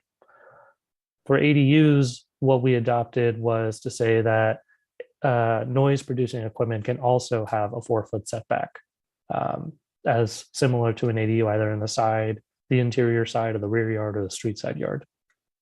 This change would say that provided that it's compliant with the noise ordinance, it no longer would have a setback requirement. The noise producing equipment specifically would no longer have a setback requirement. So it could be closer than 4 feet to a property line.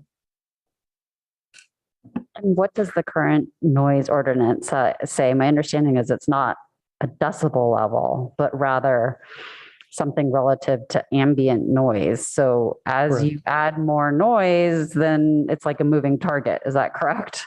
So the ambient noise levels that we have range from 60 to 65, and 70. In most residential districts, with the exception of places on probably Alma Street and Embarcadero, maybe closer places to Middlefield, where you have a lot more vehicle traffic, the ambient noise levels are 60 decibels. The noise ordinance allows for a 6 decibel increase over that ambient level. So the maximum would be 66 at a property line.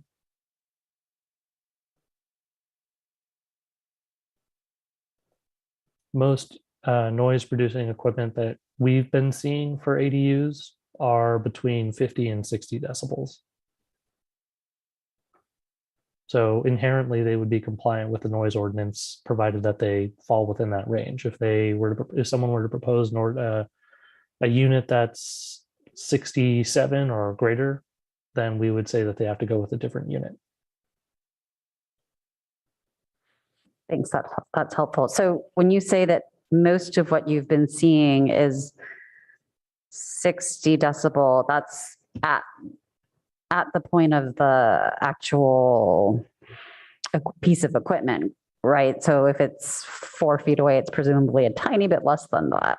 Correct. Okay, got it. Thank you. Other commissioners? Commissioner Rupavar? Thank you. Maybe I'm just misreading this, Mr. Sauls. So the noise producing equipment can go up to anywhere.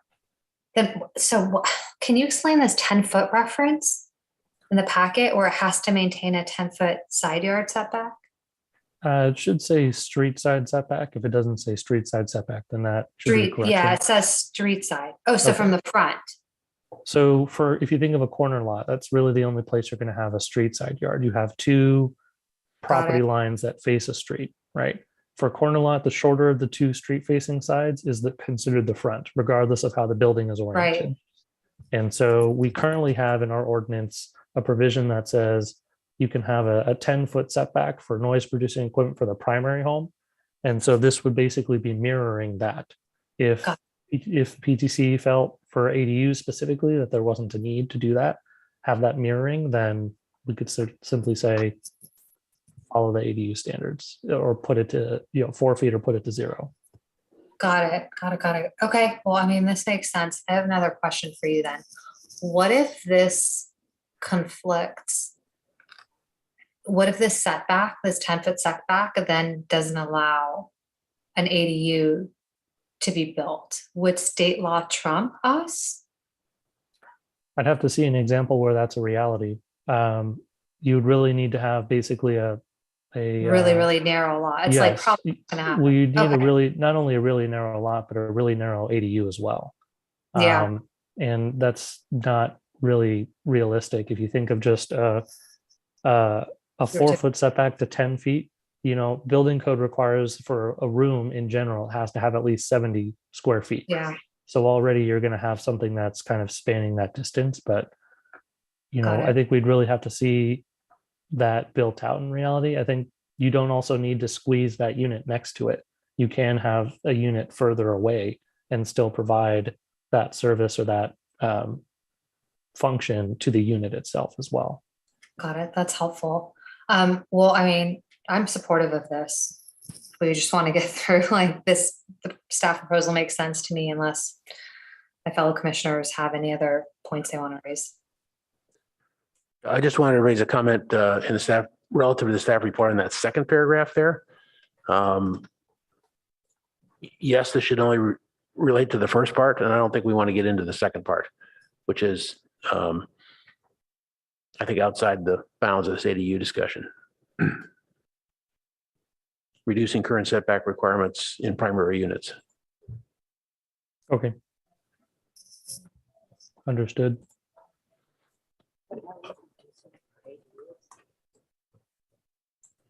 We're just not addressing that part. But did you have a question for staff about?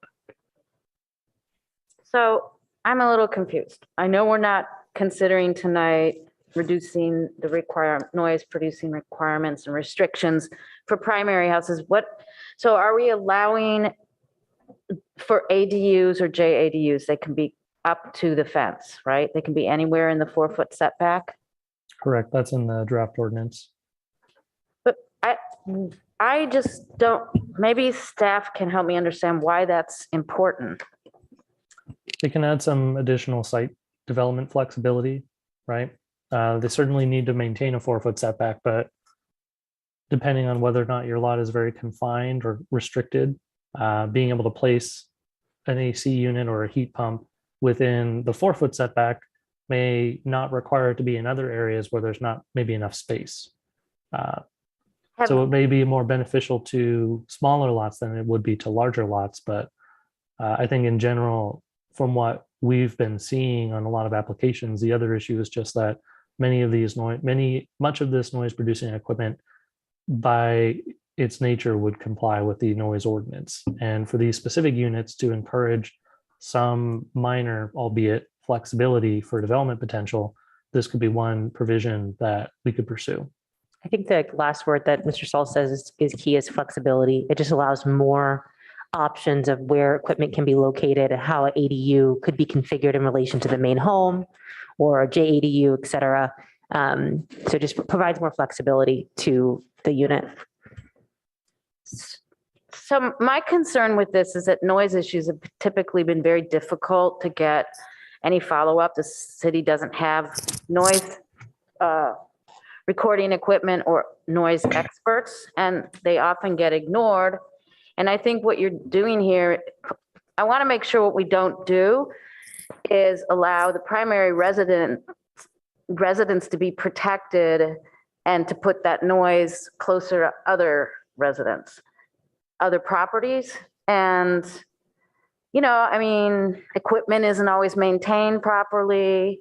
So I feel like that's what we're doing. We're shifting that noise burden away from the primary resident who in many cases chose to build the ADU. I don't know. I don't think I can't imagine it's a make or break situation for building an ADU. And I'm hesitant to shift that noise closer to the neighbors.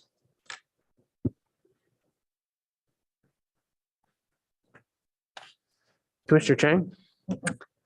I'm hesitant also because, I think that the 4-foot setback is there for massing, but it's also just so that there's some space between you and the next piece of equipment or next piece of anything. And so I'm just concerned about having something in that space. I haven't really, it just doesn't, in addition to what Commissioner Suma said about, who wouldn't then decide to put that equipment as far away from yourself and as close to your neighbor as possible, if you could do that. And so I feel like it just inflicts costs on the neighbor. So that's my concern.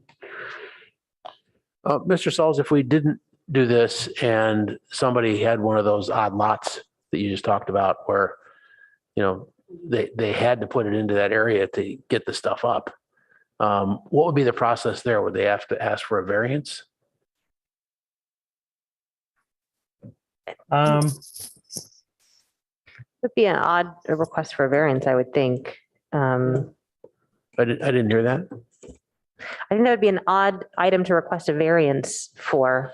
I suppose somebody could, but And I know it's always better to have just code that you can follow without going through all the variance process. Clearly, I'm just trying to explore alternatives. I mean, an alternative would be to, you know, if a piece of equipment has a manufacturer's indication that it's below 55 dBA, for example, so that the noise produced by the equipment 4 feet away is basically going to be at or below even the ambient level of the neighborhood, because 55 would be below even any of the other levels. So that way, essentially, it's not noise producing equipment, right? It's equipment, but it's not noise producing by the way it's been manufactured. That's a way you could provide flexibility, but not necessarily the annoyance to your neighbor because it's not loud equipment, or it's not producing noise that one would hear on the other property. That'd be a way to kind of maybe add some nuance to it, but still allow some flexibility. And then it would encourage people to select equipment that's quieter by design. That's kind of on the track of what I was trying to think about. Commissioner Chang, you're light. Okay. Commissioner Heckman. So this is one of those instances where I think it makes it more difficult to us to look at the concepts without looking at the language in context. And so that language is on packet page 33. It's the last paragraph. It's subpart I, which is referred to in the staff report. And the change shows that other than this 10-foot street side setback and the front yard setback, with this change, you could put the unit anywhere on the site. But what we haven't talked about in our discussion, because we weren't looking at the ordinance, is that when they do that, it has to be insulated and housed.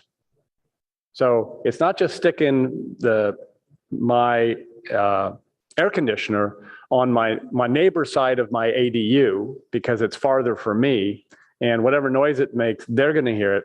It has to be insulated and housed unless I demonstrate, and I don't know how often this happens, that there's no way it can violate the noise ordinance. Now, one thing I don't like to do is I don't like to legislate to an assumption of lawlessness. So I don't want to assume everybody's going to break the law and write the law accordingly. You know, if we've got problems in the city with code enforcement, then we need to talk more directly about that rather than to legislate so that people can't possibly violate a code because they're too stringent. So I like this addition here because I think it provides more flexibility. And again, we're not thinking through all of the flexibility. It may be that neighbor would rather have the housed insulated air conditioning in that unit than at that location than, you know, extra footage or the building is moved, you know, forward on the lot 3 feet, which is closer to their main house. We just don't know.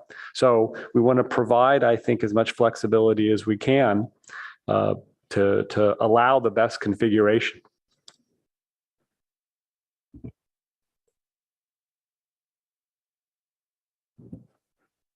Okay, I think that's helpful input, and obviously we're going to get to the ordinance language as well. So, but I agree that gives, you know, more comfort level. And to repeat, you know, my statement that, you know, would it require a variance? I know that is not ideal to be starting to open up variances all the time. So,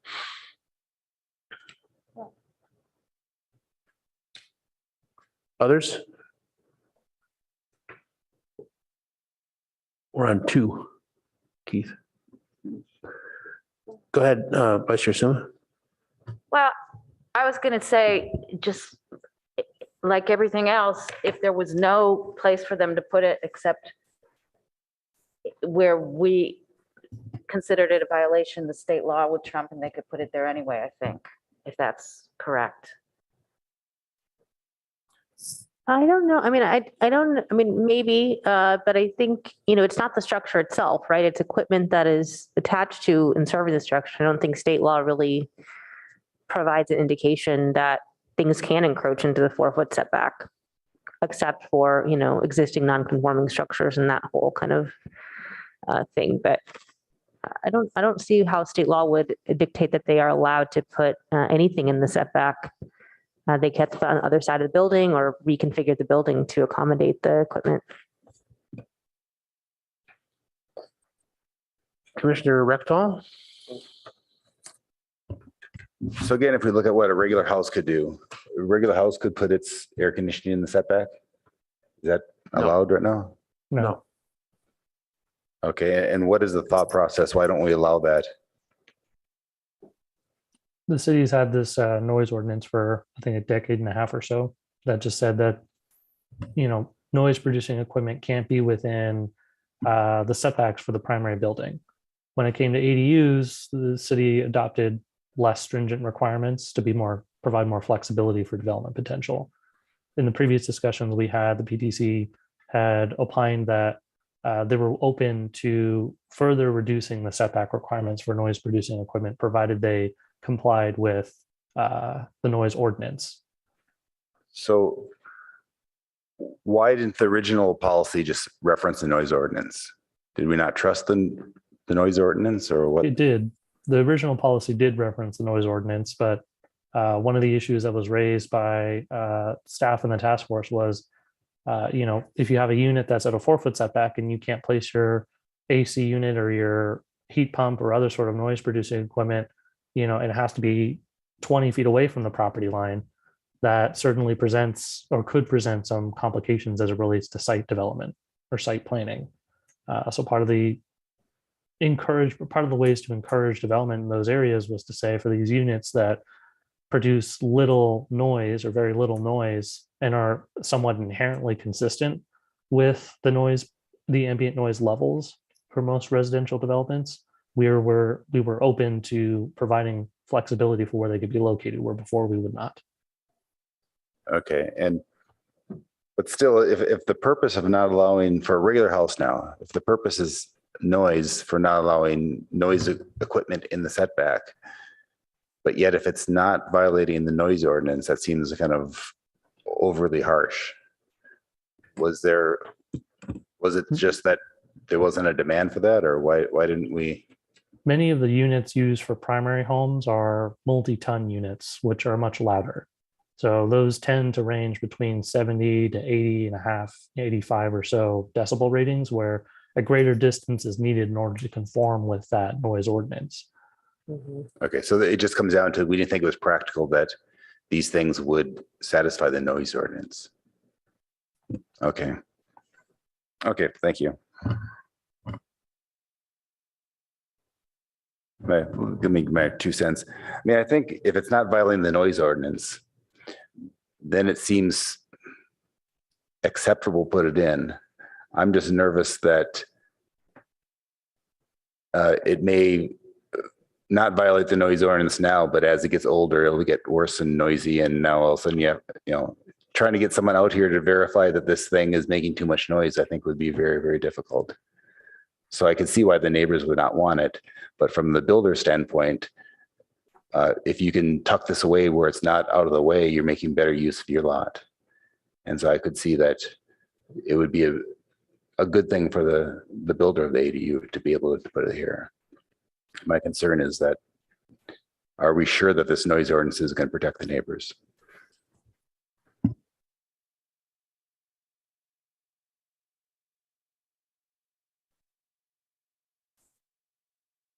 I don't see any more lights.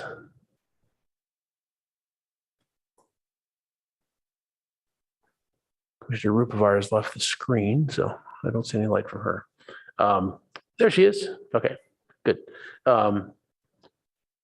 So if you all like, we can vote on this one, noting, as Commissioner Peckman said, that we still have to get the language in the ordinance to address it. Not tonight necessarily, but.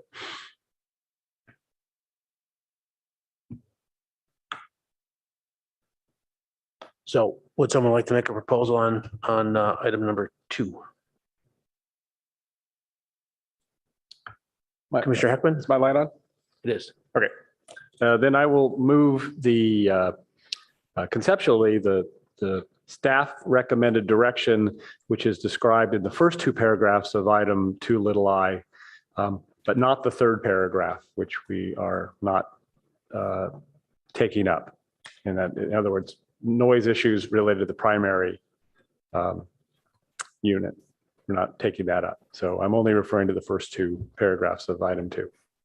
Okay. Is there a second? I'll second. Okay. And any further questions?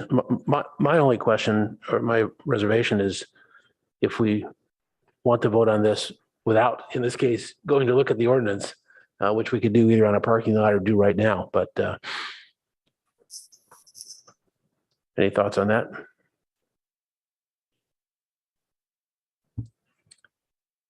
Okay. My only comment on it is that in phrasing the motion, I use the term conceptual to try to not lock us in.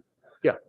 When we get to the discussion on the ordinance language. Yep, just want to get everything on the table. So if there are any other questions, then let's call for a vote on this. Oh, there's a question, Commissioner Chang. You know, I would feel a lot more comfortable with it if we specified that this was equipment that was, you know, kind of in line with what Assistant Director Tanner suggested, which is it is not noise producing equipment. So below the 6, you know, so it's like 55 decibels to pick a number. That would make me feel more comfortable because yeah. Thanks. That could work as an amendment, and it's still conceptual, Commissioner Heckman.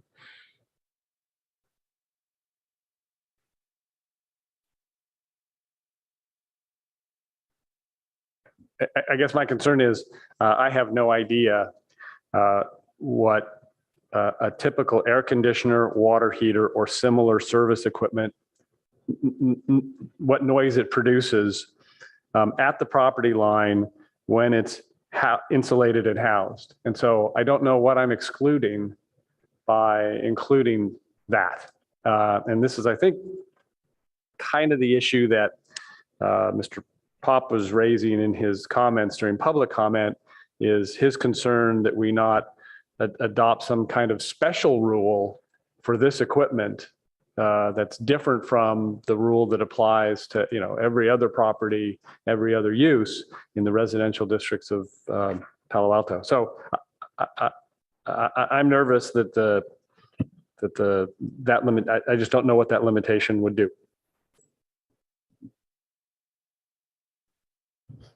Aren't the other ones fully subject to the noise ordinance anyway? So that wouldn't be inconsistent? That's correct. They all are subject to the noise producing equipment ordinance. Yeah. Or the noise ordinance in general. It's just that we previously said ADUs can have reduced setbacks than the primary units because they're usually smaller, and these units are also usually smaller as well because they're servicing a much smaller space and less noisy. Which should make them easier to be under the ordinance, under the decibel rates. Right. As I noted before, what we've been seeing more often is that with mini split systems that are typically used on ADUs, they range between 50 and 60 decibels. The ambient decibel rating that we have in the city is 60, and we allow for up to 6 decibels increase in order to conform to our noise ordinance for residential properties. So realistically, at the property line, 66 is the limit. And I guess my point is that if at my property line, my neighbor has noise producing equipment that results in a dB level at the property line of 65, it doesn't matter whether that noise is coming from his main house air conditioning unit 20 feet away or from his smaller ADU air conditioning unit, which is, 2 feet away, but housed and insulated, because my experience is the same. It's 65 decibels. And so that's why I don't think we should propose a special rule just for this equipment. I guess I'm not sure how special it is if it still has to meet the decibel ratings.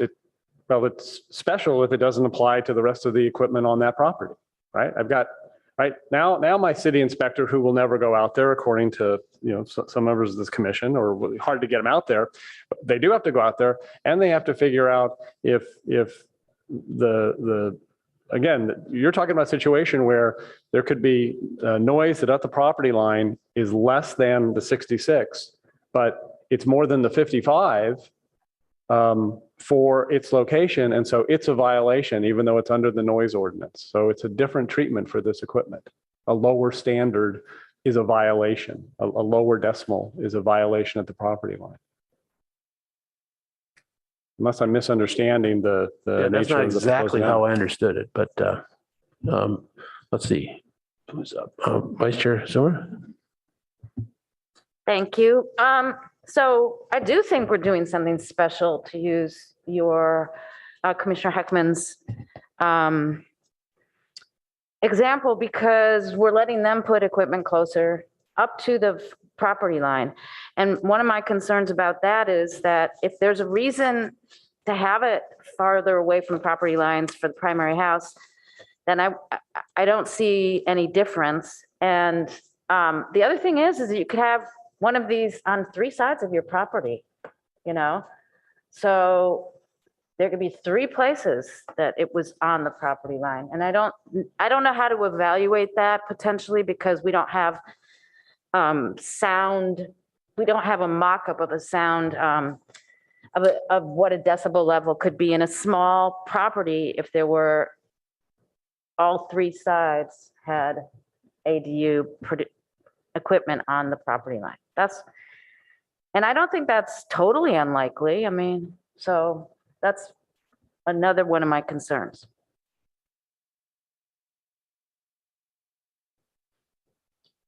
Let's see, Commissioner Chang? Yeah, so I think that my suggestion was that the rule would be that the equipment would not be allowed to be placed within that 4-foot setback if it wasn't rated below, let's just say 55 decibels. That has nothing to do with what the actual, I think the reason I feel better about that conservativeness is because, yes, things may change over time, like Commissioner Reckdahl had mentioned, or whatever. But that doesn't mean that a piece of equipment could then eventually, that piece of equipment would never violate the noise ordinance itself unless it reached above 65. So what I'm talking, I think it's 2 different issues. We're not necessarily, they're getting an exception to place the equipment within this 4-foot area. And we're just saying you can do that if it's extra quiet, right?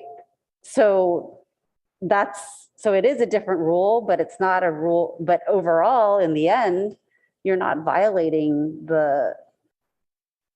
sorry, I'm not being clear about this. This is about the initial placement of the equipment rather than whether you're violating it ultimately at the property line by violating the noise ordinance at the property line. That's how I'm thinking about it. Okay, so go ahead, try to understand. Well, so first of all, one thing I don't think anybody here knows is whether, for example, there's even such a thing as an air conditioning unit that would, of a size that would serve an ADU that has a noise production rating of 55. We just don't know that, right? It's possible that there isn't one. And so if that's true, then we are eliminating the possibility of having an air conditioner within that 4 feet, even though that air conditioner within 4 feet would still meet our noise ordinance. And so that troubles me a little bit. There's a little piece of information I could share just, and maybe Mr. Yang has run into this, but in my work, I do a lot of work with EIRs, and noise is often an issue. And it's commonly stated that noise dissipates at 3 decibels every 50 feet.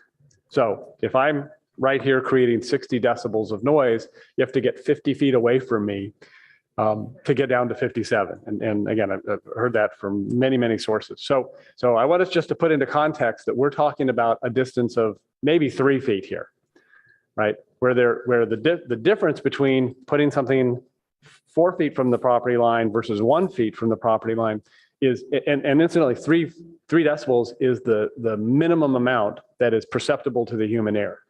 So we're talking about an imperceptible change by keeping it 4 feet rather than allowing it to be, closer than 4 feet. No matter what we say for a decibel level of the equipment. But when the 55 dB that you're referring to, are you referring to that's the noise it makes like just outside the machine? Or is that the noise it's allowed to make at the property line, which is, a foot or 2 feet away and possibly through housing and insulation? Just at the machine. Okay. Because Mr. Sauls has indicated that he's seen this equipment. And so I'm saying that if it's extra quiet equipment, okay, we let it. And if it's not, then no, that's kind of where I'm at. Because I hear your point about it's an imperceptible difference, 4 feet versus within the 4 feet. I understand that, but I think what's going on is I build my ADU all the way up to the 4 feet, and now I can choose whether I'm putting the air conditioning unit in that space or on my side.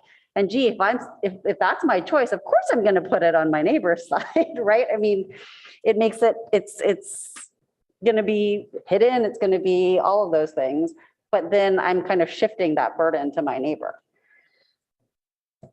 Okay. So, I mean, I'm like, why do we have the setback at all, in a sense, is sort of where I'm headed. So I think we're having this discussion in terms of whether this is a friendly amendment I would accept. And so let me just say I would decline that friendly amendment. And so that can help people decide which way to vote on the motion.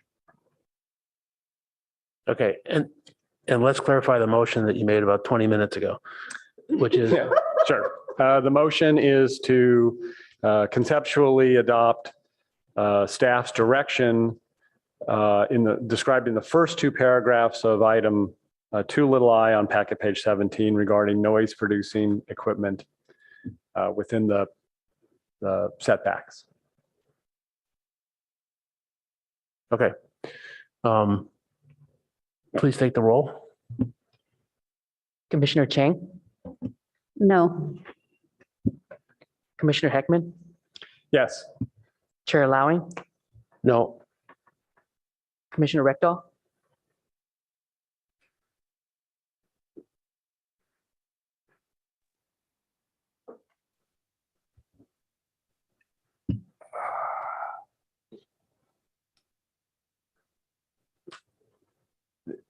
And this is we're giving staff direction into order to to come back next week with this. There's a version of it already written on packet page 33. Yeah. Which we're not getting to that precise language yet. We will later in our dialogue at some point tonight or at our next meeting. But this is not our final recommendation. I think if it's a yes, we still have to look at the ordinance, but then it would be closer to our final recommendation. Okay. I'll say yes for now. I have reservations, but I'll say yes. Commissioner Rupavar, Yes. Vice Chair Suma. I'll say no for now. Okay, so the results is 3-3. Mr. Yang, could you remind me if that passes? No, No, okay, thank you. that's just a tie, which pretty much sums up where we were on that, and we're in the parking lot with it anyway. Okay. We promised a break after that second one, so let's do about a 10-minute to 8:35. And then we'll do parking and some more privacy. So we're in recess. Thanks.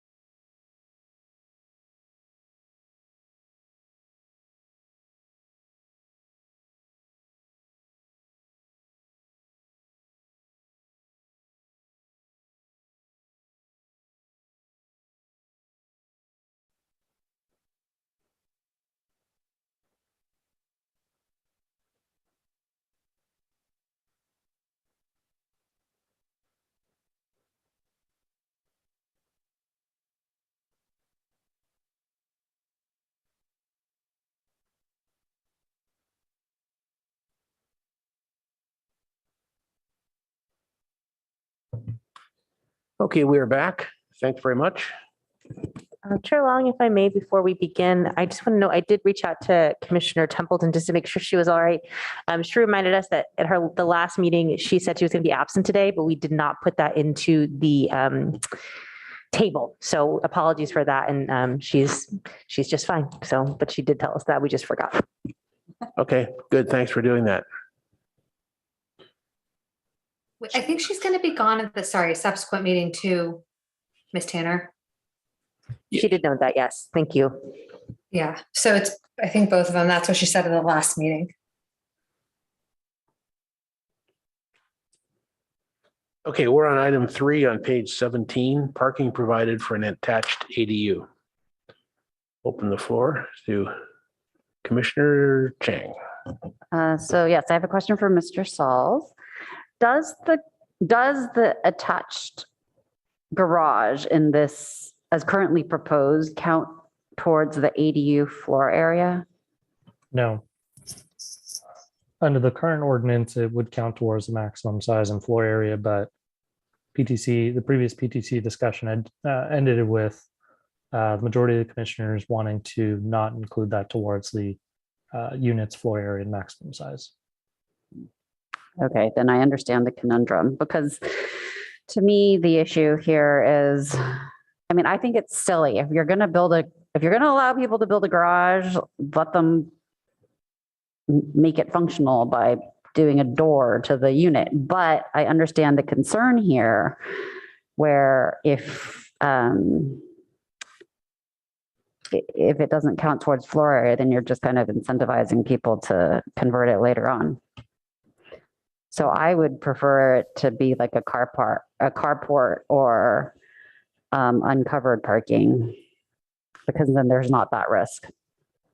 But if it were to count towards ADU floor area, I'd be all for putting a door between the two spaces.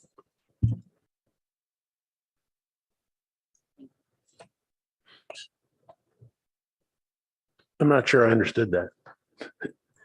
I think part of what Commissioner Chang was noting was that a sub item within this concept, this discussion topic is whether or not there can be any sort of doorway between the units, which previously PTC and City Council have decided that they didn't want any sort of doorway between an ADU attached to a primary home. The concerns that staff was raising previously was that by having these two structures together, not only is creating a larger structure, but there's opportunities for that space to be converted without permits to expand that ADU. By being more specific to say that there cannot be a door between it, in the instance that we go out, do an inspection and see that there is one, we could more directly point to the ordinance to say, you're not allowed to have that, right? Our code says specifically that you're actually not supposed to have connections between these two disparate structures. Yeah, I got that part. I didn't quite understand the FAR part of it. So the FAR part of it is, if a garage is counting as the floor area, then I'm a little bit less concerned that it would be illegally converted to a room. Okay, got it. Yeah, okay. Okay. Other commissioners? Commissioner, I think that's Commissioner Rectal. Yeah, you changed my signals. Yeah, I mean, this comes down to the same thing about having two sets of rules. We count garages and houses. I think, yeah. Don't we count houses? I mean, garages count towards floor area of the house, correct? I believe it counts towards the lot coverage of the house.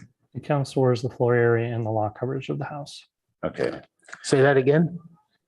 A garage counts towards, for the primary home, any garage associated with it, whether it's attached or detached, counts towards the floor area for the site, which effectively counts against the floor area for the primary home. So in the spirit of that, then treat the ADU the same way, count it towards the floor area. And if they want to make their 1,200 square feet or 1,000 square feet. They want to make that 100% livable or want to carve out some of that to be a garage, that's fine. And then we don't have to play any games about not letting doors between garages and houses. So.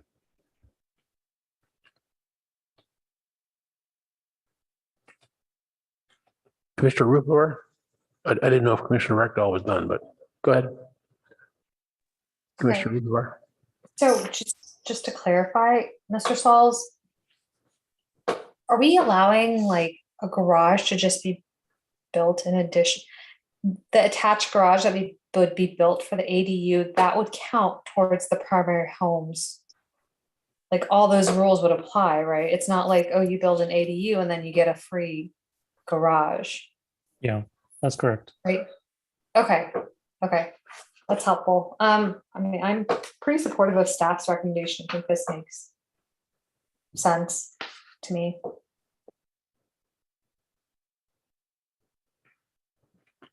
Others?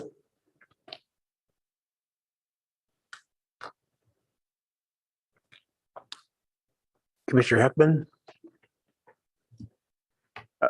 I'm also supportive of staff's direction on this. We sometimes talk about concerns about on-site parking as primary units are allowed to add ADUs and JADUs, and here's an opportunity to encourage people to have not only an on-site space but covered, hidden parking, a formal garage. And I think we want to encourage that. And I think that the way we discourage the illegal conversion is the same way that we do with every single family home. And that is we do it more, because here, not only do we say you can't do it, that's not habitable space, that garage, but also you can't even have a door directly into it, which, now they have to, take even more aggressive steps to make an illegal addition to their ADU. So I'm supportive of this concept to add garage structures on these sites. Commissioner Chang. So I think I heard this correctly. I wanted to follow up on Commissioner Rupivar's question. So the garage won't count towards ADU floor area, but it does count towards the primary residence's floor area? Correct. Okay. All right, thank you. So that's pretty much standard practice as it is right now. The difference was just if it's attached to the ADU, that's going to be slightly different.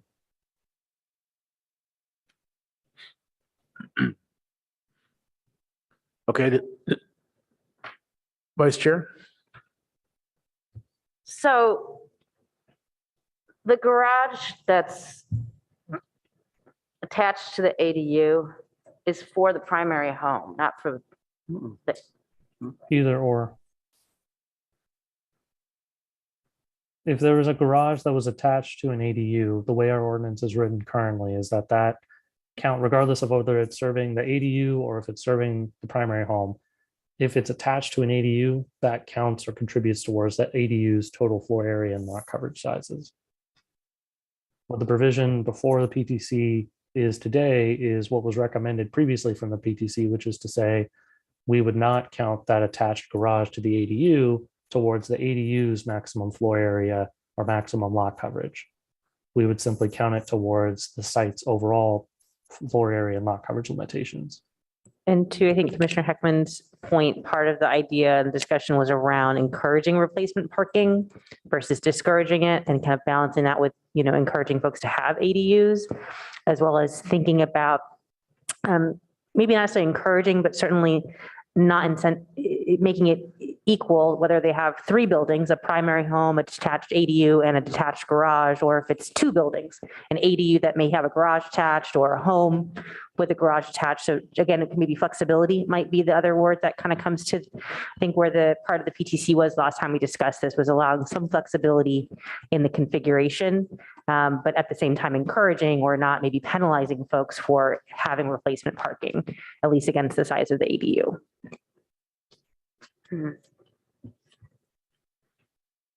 Commissioner Chang? So then I have a question about this because it seems to me to make sense why not allow a property owner to build more parking on their property? I mean, it's being counted as floor area. So that seems to make sense to me. And then the second piece is here, like, do we really think it's that much of a problem that people are going to want to convert that garage to living space? I mean, I think because part of it is also it then decreases the utility of having an attached garage. If you can't walk directly from the garage into the ADU. And so I wanted to ask Mr. Sauls, like, are we seeing a lot of people wanting to build really big ADUs as in like a second large house on their property? And is that what we're trying to dissuade? I think so there are multiple points to it. Firstly, the two issues in particular that are of concern to staff are that there's a portion of a structure that's not built to living standards that is then becoming something that is used as a living space, which obviously creates a lot of life safety issues. Secondly, there is a threshold change between when a unit may or may not require development impact fees. And that's also something that's also, important to the city in general to be able to collect those. And this distinction now would make it easier for someone to say, I have a 600 square foot, ADU and a 250 square foot attached garage, but I only have a 600 square foot ADU. I do not have an 850 square foot ADU, where there's a threshold change of whether or not you're 750 square feet or greater, you need to pay development impact fees. So there's probably those two more critical points. And to your latter point about, are we seeing greater size units? The answer is yes, especially as a result of state law providing effectively 800 square feet for anyone to build anywhere, mostly. Yeah, I say anywhere, obviously with the understanding of those other limitations, the 4 feet setbacks, 16 feet height, and 800 square foot size, but that has spurred a lot more development to be larger, where before we would see them between 200 and 400 square feet between 2017 and 2020. So it is something that we are seeing. Okay, thank you for that. It's actually really helpful to be reminded about the threshold issue with development fees and that being a substantial financial incentive to, do some non-law abiding behavior. I think then I came in here not too supportive of this, but I think I'm convinced now to support staff's recommendation. Yeah, I just want to piggyback on that. I think what Mr. Saul said is absolutely correct. And if you can get a much bigger unit to rent out with potentially a third of it or more being substandard, maybe not even up to building code because you're going to sneak it in, that's bad for the inhabitants and the neighbors and everyone else. The public commentator tonight talked about doors, I think, in this circumstance, but we also talk about it later between an ADU and a JADU. I'm sorry, a house and a JADU that we can talk about then. But I don't see any reason not to try to keep honest people honest, but making it a little bit harder to, make changes that they know are illegal. That was kind of the phrase when I was in retail that we use. That's why you put up shoplifting things, just to keep the honest people honest, so they don't think more than once about it and then pay for the item. So I'm in support of this. Vice Chair. Thank you. And thank you, Mr. Sauls, for that explanation, because it provided a lot more detail than even the staff report did. And it helped me to decide to support this also. So thank you. Commissioner Rectal. I'm confused about the development fee. So you're saying that if I build an accessory unit that's 750 square feet, I have to pay a development fee. Is that the issue? But Yes, it's that. And then obviously there are other aspects just related to the exemption that we provide for an 800 square foot ADU versus maybe a larger unit than that, there's that excess that still counts towards the site's floor area and lot coverage. So those numbers are important to us administratively to document. So how would this make it easier for us to collect development fees? The purpose isn't to make it easier for us to collect impact fees. In this instance, the distinction is that we would be saying, if you have an attached garage to if you have a garage attached to an ADU, we don't count that garage towards that ADU's square footage size. So to some respect, it would make it easier for someone to not have to pay development impact fees. If you think of it in the sense of you might have a 600 square foot garage, or sorry, 400 square foot garage and a 600 square foot ADU, it's not 1,000 square foot ADU, 1,000 square foot structure. It's just individually those two pieces. Even if they're attached, they're not combined together, where our current ordinance does that.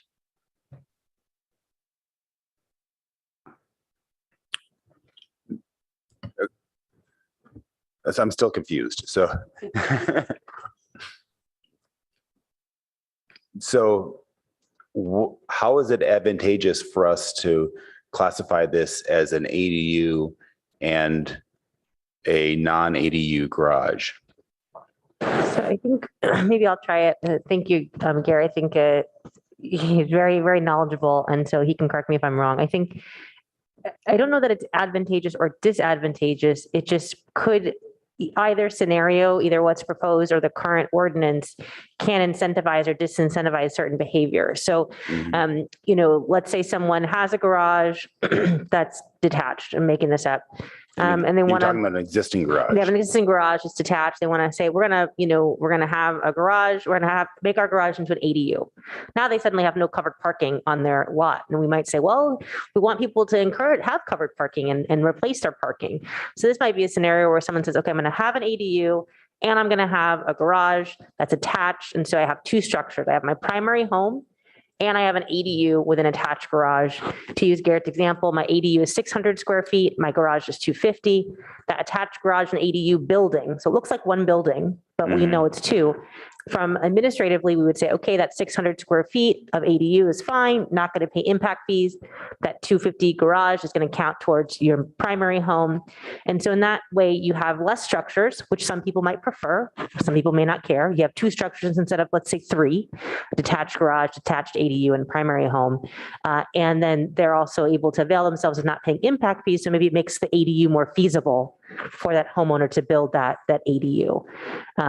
So it's, again, I don't know that it's better or worse, just depending on your perspective of, do you want to encourage replacement parking? Do you want to have fewer buildings possibly on a site? And someone could still choose to have them all detached. They could have a garage and an ADU and a primary home. That could be what maybe they have one of the larger 10,000 square foot parcels. And so having multiple structures is not really an issue for them.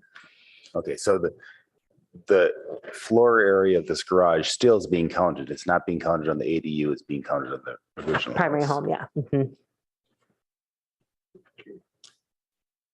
Okay, thank you. Commissioner Chang? So if it's being counted as part of the floor area of the primary home, are there impact fees associated with that?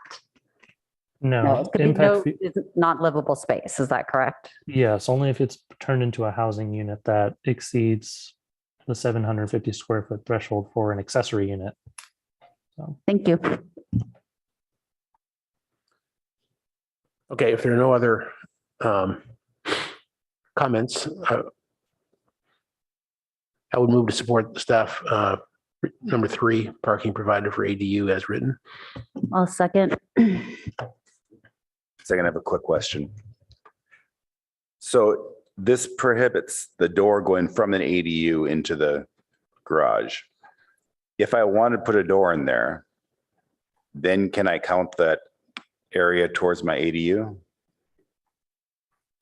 Based on the language that we've prepared in the draft ordinance, we would say you're not allowed to have that door regardless. The answer would be the question would be left unanswered as to whether or not that counts towards the ADU or not, if you do have a door. But I would assume that based on the discussion that we've had previously, which is documented in all the minutes and the meetings that we've spent, talking about this topic, as well as what we've talked about tonight, I would assume that the sense so far is that we would not be looking to count that garage towards the unit's maximum size and floor area and lot coverage. It would simply be a code enforcement issue for them to close that door or close off that wall. But why are we precluding an ADU from including a garage? Weren't we trying to encourage people to have off-site parking? Yeah, I mean, I think there really is I think we as staff can see both sides, certainly. Sometimes as staff, we see more of the negative side, which is the folks who are using garages in manners that are unsafe. Unfortunately, that's a pretty common problem throughout the US where people are inhabiting garages. You hear all the time fires and things like that occur, and it's not great. Now, on one hand, you could say, well, if someone's going to break the rules, they're going to break the rules, door or no door. That's, what they might do. I think Chair Lowing's kind of comment is to say, well, let's help them to stay on the side of not being tempted to inhabit the garage by not having the door there. That's kind of where staff is. It may be more conservative to say, let's kind of just make it harder to go that direction of inhabiting the garage. But obviously someone could still do that if they wanted to do that. It's just a kind of a deterrent, but certainly not one that is insurmountable. Commissioner Chang? But I think what Commissioner Rechdal is saying is, what if we have a law-abiding person who wants to pay the development fee, wants to count the ADU garage? So what if we have a person who so badly wants to have a connecting door between the garage and the ADU that they're willing to count the garage square footage as ADU square footage? Then can we allow them to put a door in there? Will we allow a garage to be built? Currently, as drafted, the ordinance would not allow garage doors between the garage and the ADU if they're attached. So again, if we want a different decision, that's totally fine. It's just, I think what you're suggesting would be more complicated to implement. I think either allowing a garage or not allowing the door between is easier to implement and easier for the public to understand. Yeah, and the only penalty in that place is that someone who's renting a small ADU doesn't have an attached garage, which doesn't seem like a huge issue in California.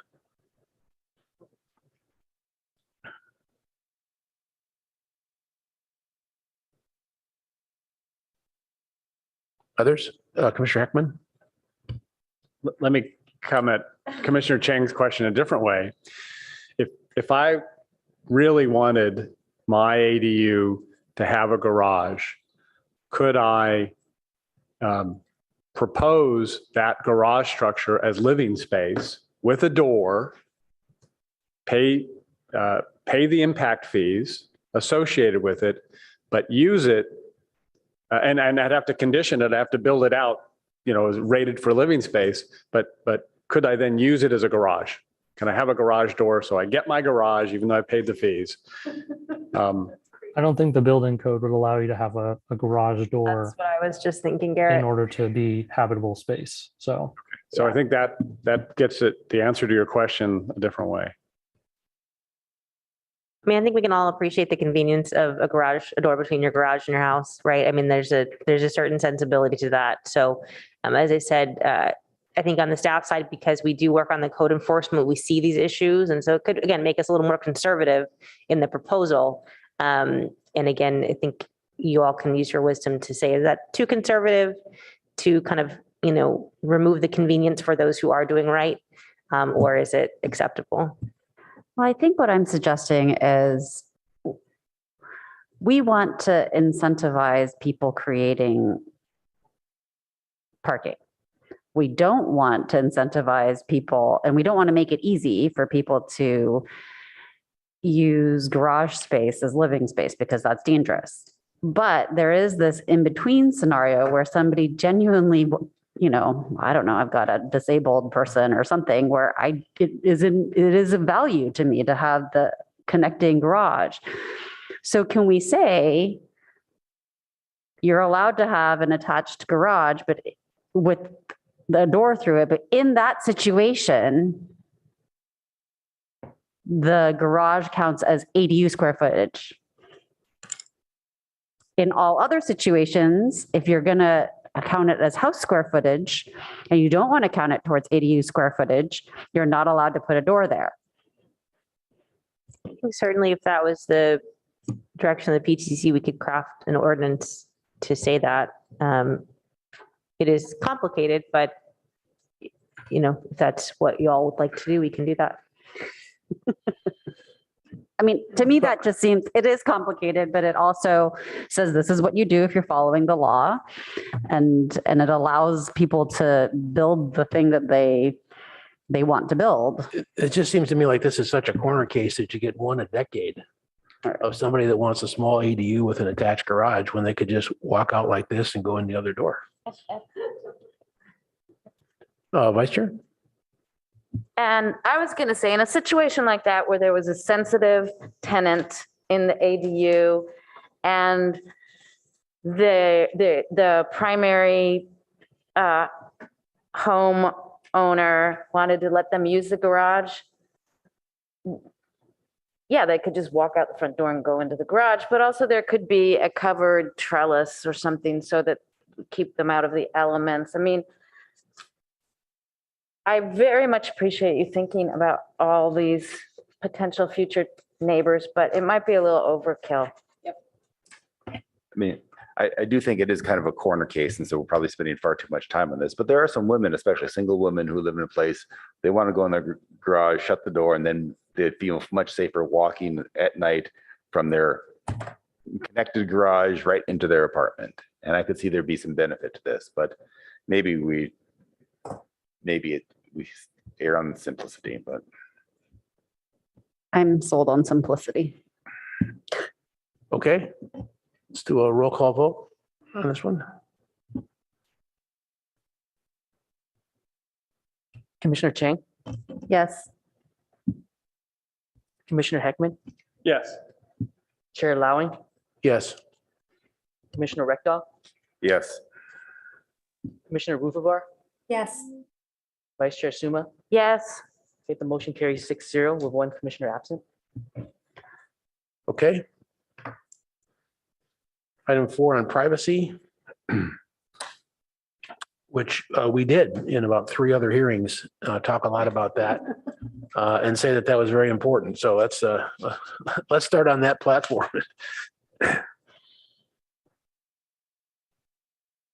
So I think we're in, it starts on the bottom of page 17, but the meat of it is up on the top of 18.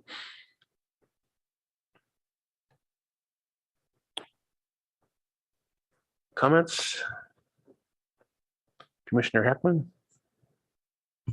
Thank you, Chair. So I like the direction that staff took this, coming back from our feedback. I like these measures identified in the bullet points at the top of page 18. And I look forward at the ordinance revisions to see if those concepts were carried through. And I like the way that was done. So here at the conceptual level on packet pages 17 and 18, I'm supportive of this approach described in the staff report. Others? Okay, if there aren't any others, we can have a motion. Okay, I move the staff recommendation in concept for the privacy issue, little Roman numeral 4. Second. Second by the vice chair. No other discussion. Let's go for a vote.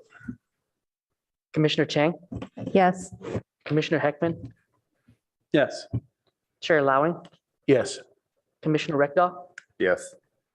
Commissioner Rufevar, Yes. Vice Chair Suma. Yes. Okay, the motion carries 6-0 with one commissioner absent. Thank you.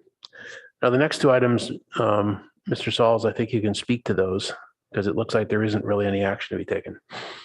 Correct. Yeah. So after the discussions that we had last year, the PTC asked staff to audit the fees that were taken in for ADUs since 2020, since the new state law modified what units would be exempt from impact fees. And so like I had mentioned in my presentation earlier, we did that audit. We did not find any units that had been kind of capped or captured, consequentially within that area. And I know that there were some allusions during the public comments in those times that, there may be some instances staff are not catching, in which case, again, I offer that anyone who's listening, please direct any specific, locations or permits to us in case the audit that we perform might not have somehow been wide enough or cast a wide enough net to catch anything. And we can certainly resolve those issues if that's the case.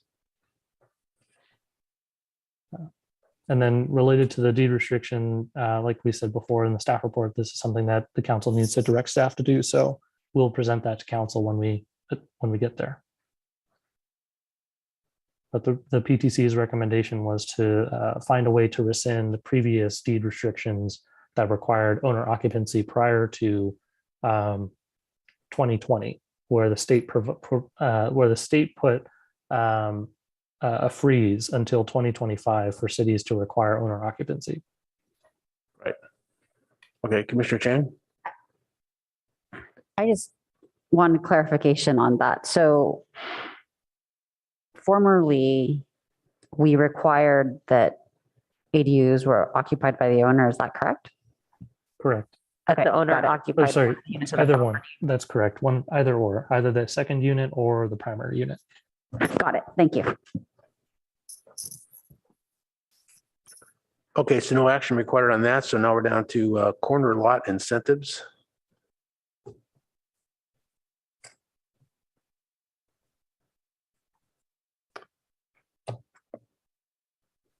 Commissioner comments? If commissioners do have questions, we do, I think, have a diagram about this that Garrett can show. But again, corner lots, of course, a special situation. And we worked with the commission to come up with an idea to try to have a little more harmony between the primary home and the ADU that could be constructed on the corner lot. So this diagram, I think, shows the three potential configurations and really just encouraging, again, not requiring that the ADU, which is that red box on the right side, be aligned with the street side yard setback of 10 feet. And so essentially in the middle, you have the house setback 16 feet on the street side yard, and the ADU perhaps would be closer to the street. And so this could kind of bring alignment and some visual harmony to the alignment of those buildings. And I believe, again, this is table 2 ADUs, correct, Garrett? I think that the table That's correct. would be able to be 4 feet from the property line on the street side yard side. Correct. This would be for table 2 units only.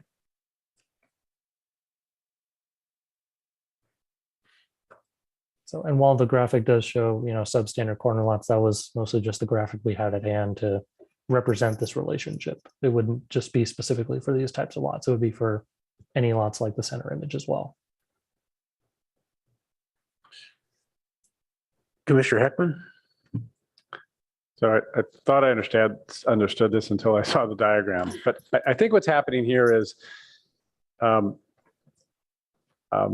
state law, I'm allowed to build my ADU within 4 feet of the street on the street side, street side yard, right? And we'd like to discourage that proximity to the street side street. And what we talked about a year and a half ago was an incentive that if you'll move that ADU back 10 feet from the street, we'll let you move your primary residence from 16 feet from that street side up to 10 feet.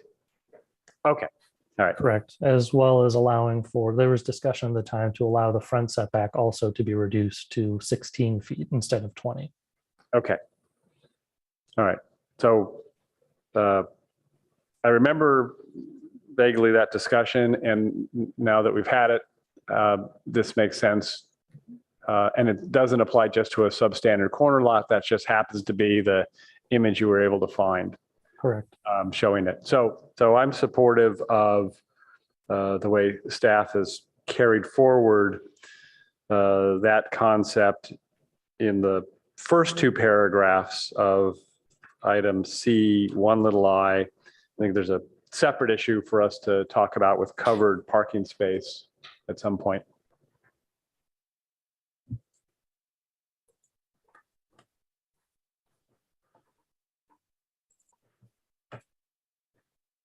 Commissioner Chang. I am also supportive of the first two paragraphs of C little I, but had a question about the second issue about the garage. And I thought that issue was already, I thought that we addressed that issue already, that we're kind of removing the two-step process. So is it just that this is added clarification that removal of the two-step process also applies to corner lots? So this specifically, so we didn't ever remove that two-step process. This would effectively, for corner lots, allow that by right, where in the discussions we had previously, we had discussed whether we wanted to create or incorporate that as an incentive to the affordable ADU program for every property in the city, where the PTC said for corner lots, we feel comfortable allowing this for all corner lots by right without any sort of incentive for whether the unit's affordable or not. For all the rest of them, PTC still wanted to look at that as an affordable incentive. So that's not my recollection of the discussion when we had the affordable incentives discussion. My recollection, maybe again, it was a long time ago. My recollection was that while we were having the affordable discussion about whether we should make it an incentive, I thought we had agreement that we just wanted to extend it across, that we wanted to completely remove it. Yeah, and I think part of it is that discussion happened over a couple meetings. And Okay. so where it ended, I guess Mr. Sauls and I had talked about this because I had the same thought. And in the end, what was asked was to bring back the items as affordable, which is item D. And then you all would kind of look at them with fresh eyes and all consolidated to say, okay, does this make sense as an affordable package, or are these incentives? I think at the time, the indication was maybe these incentives are not enough to make someone do affordable, but they're good, efficient, good government kind of things and good ADU policy. And so that's part of the question for part D is like, do you just want to make these for everybody? In which case this corner lot allowance for the avoided two-step would be not special. But let's say y'all looked at the ADU package and said, oh yeah, this makes sense in an affordable ADU package. We're still kind of giving some flexibility to corner lots because they kind of have some constraints that other lots just don't have. Okay, thank you. I mean, I'm definitely supportive of it for corner lots then.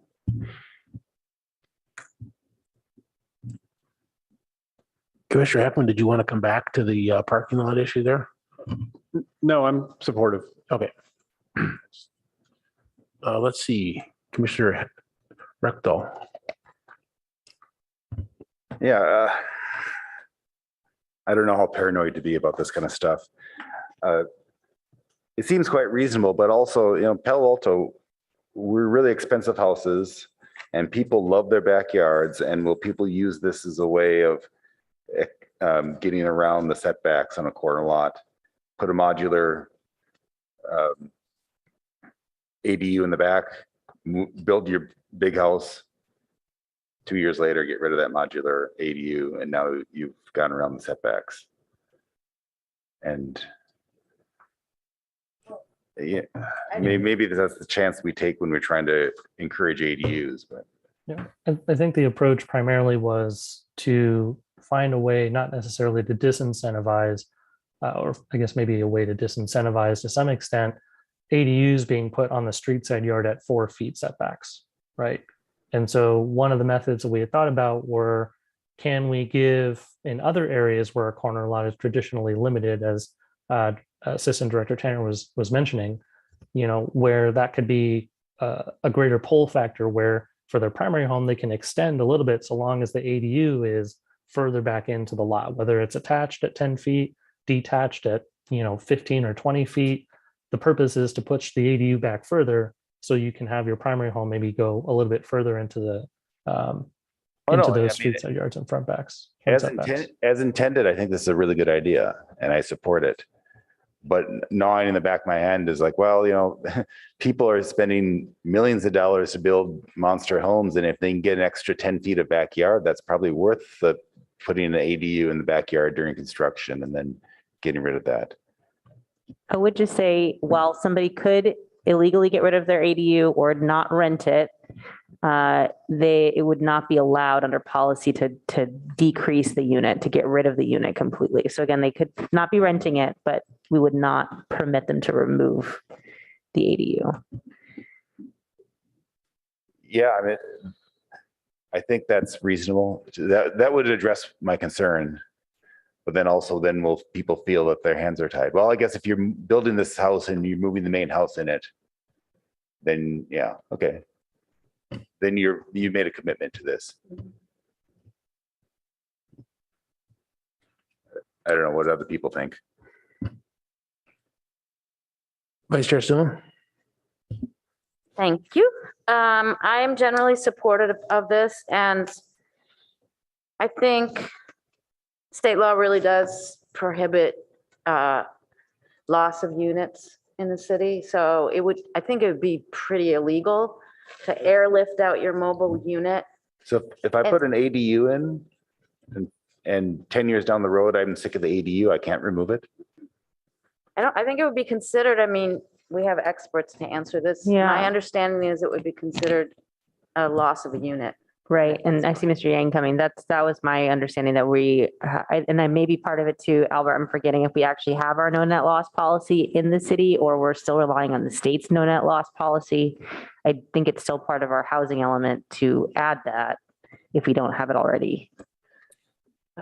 Yeah, so part of the state housing package, and this does sunset, I think in 2030, is that you cannot have have a new single family project that results in a loss of units. So is simply removing a unit a new housing development project? I don't know under the current state definitions, but as Rachel mentioned, one of our housing element initiatives for this coming cycle is to have a stronger local no loss of housing units policy. So if we do adopt that local policy, you would not be able to remove that ADU if you got sick of it. Okay, very good. Thank you. Yeah. And but understanding there's no requirement when you build an ADU unless our deed restriction for ADUs, affordable ADUs gets enacted, that you rent it to someone. So we still don't have that assurance.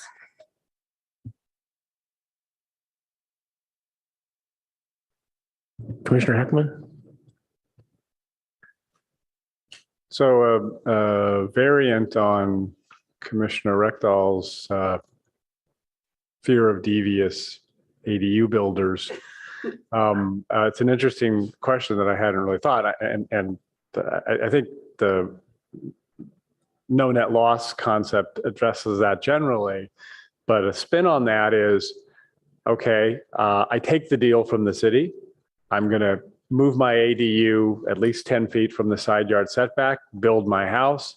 Now my house is built, and I apply to relocate my ADU, which maybe I've built in a modular way so that it would be easy to relocate over to 4 feet from the property line. So I get the benefit of the deal, but then I don't give the neighborhood the benefit of the deal. And again, I think this is going to be the very small exception, but I can imagine that happening. And I was trying to think through, how do we stop that? How do we stop that at the gate? So no, you're not going to be able to do that, and here's why. And I didn't immediately come up with an answer, and maybe Mr. Yang already figured out, here's why that can't be done. It's, I mean, staff, we're having a little art chat and I think we are interested in exploring this topic more. Just kind of thinking maybe a little bit about how to prevent anyone from gaming the system. So I would suggest if the commission's overall supportive of the concept, we could noodle this a bit more kind of on the implementation side of like what safeguards would we need to make sure the incentive is honored and not kind of taken advantage of. Vice Chair Stuma? Thank you. I was thinking a more likely scenario for gaming the system would be an attached ADU. So you get the benefit of the setback, it's attached. You don't ever have to, you know, it would be part of your bigger house. So that, I don't know how to prevent that. I think we would still say, I think we would still say if you're having a main and a primary home and ADU attached, that you still get the 10 feet. So Yeah. you don't get close, you don't get to go to them to 4 feet. I think there is an argument to me that under state law, they already could have an attached ADU at 4 feet. And so there's no reason to provide the incentive for the remainder of the primary home, if that makes sense. So that I think we would, again, they could do that, but I think they could already do that I see. under Okay. the state law. Okay, would someone like to make a motion on this item?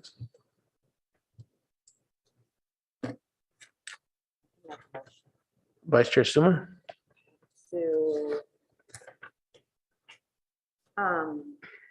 Make a motion to follow staff's recommendation. C, corner lot incentives on packet page 18, continuing to the top of packet page 19.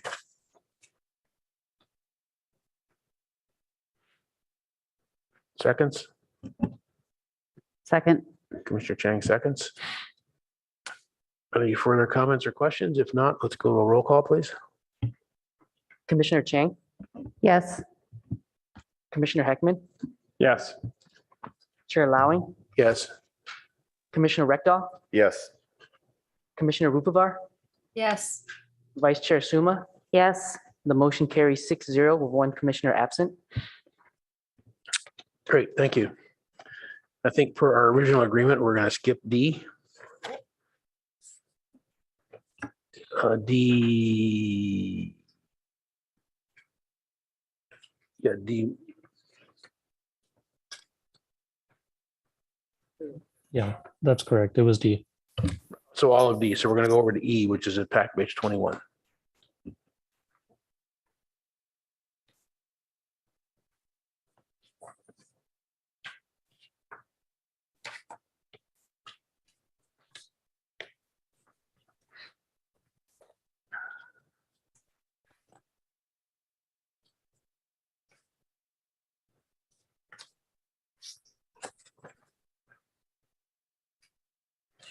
I had one clarification question. Is anything changed in this now that we have objective standards? So the bottom of second paragraph? Objective standards included in the definitions, a new clarification that primary unit ADU and JDU doesn't count as multifamily. This would carry that through to the specific section as well to basically say the same thing in this Roman numeral I, sorry, Roman numeral 1. Yeah.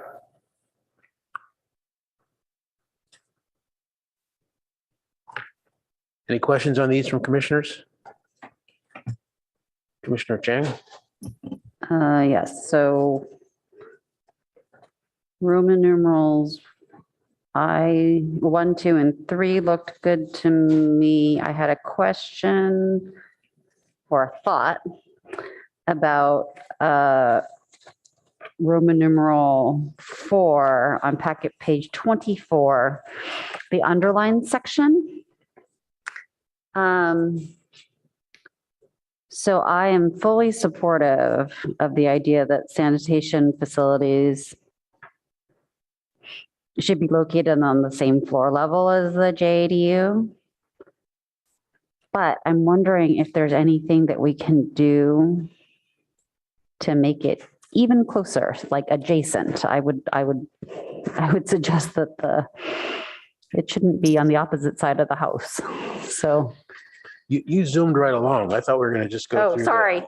Okay. one and then two and No, I no, just don't thought- pull her back. Don't pull her back. I'm happy to go backwards, but I thought they seemed pretty non-controversial to me.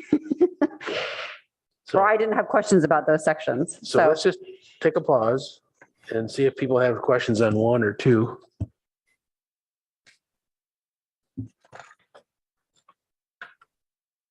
And if not, then three.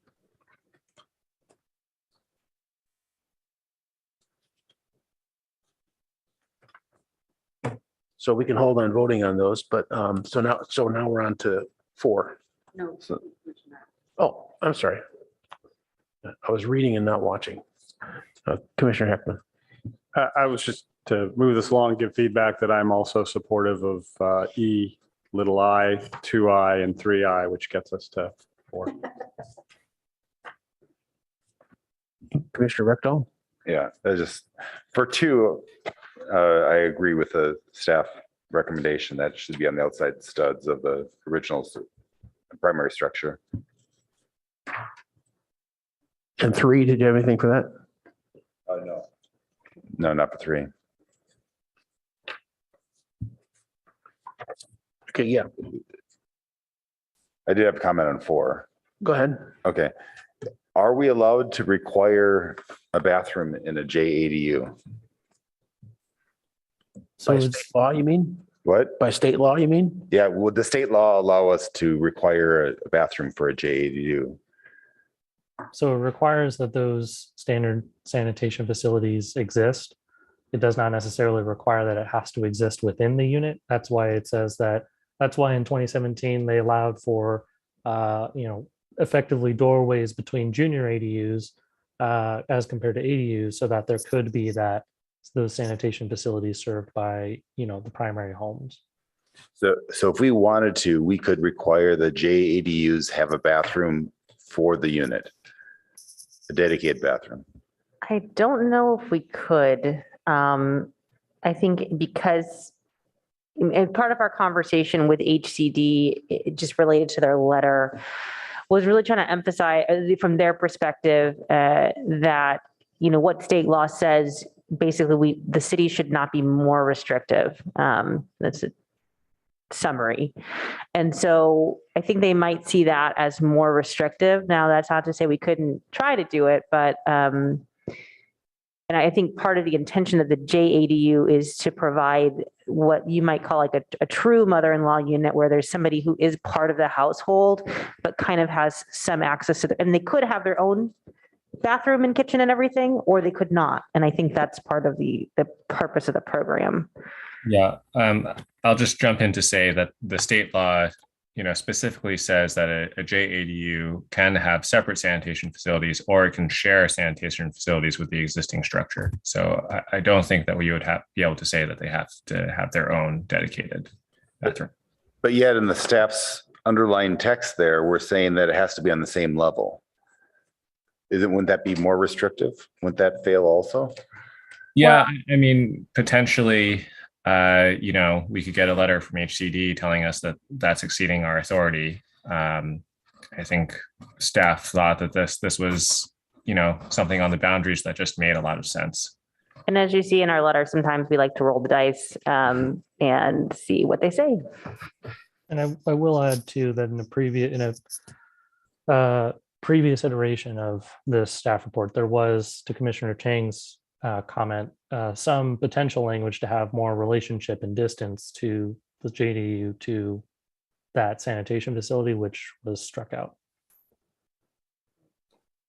Related to what Mr. Yang's talking about. Oh, the state struck that out?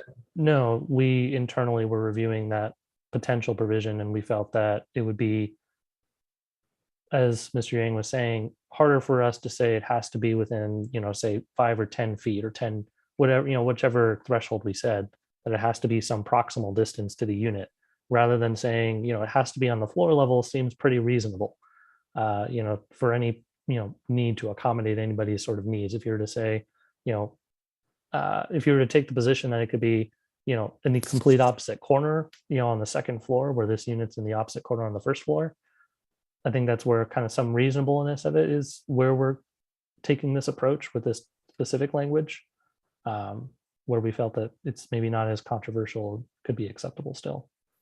It just seems that we're not precluding them from renting this. Anyone can rent a room in their house, but we're giving them extra floor space because this is a separate unit and we're giving this the privilege. And I would think adding a bathroom would be a reasonable thing to add.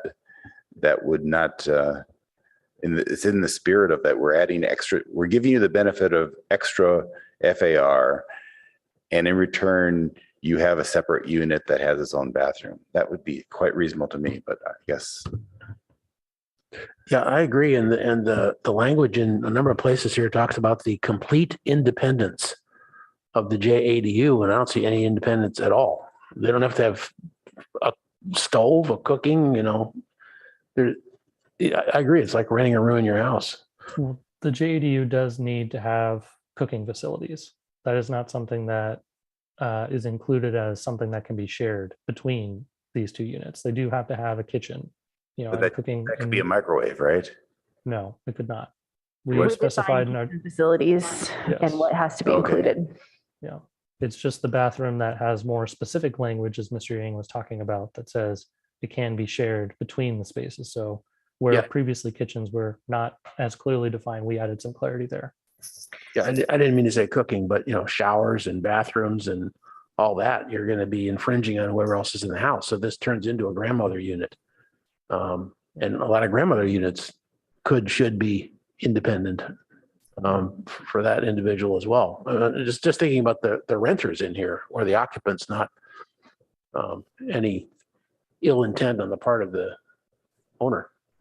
Yeah, I mean, I think it's certainly, again, the JADUs, and Mr. Sauls can speak to this, have become a little bit more popular in the last, I think we said year, Garrett. I think that the increase in applications for JADUs, but ADUs still are the abundance of our applications with, fully independent.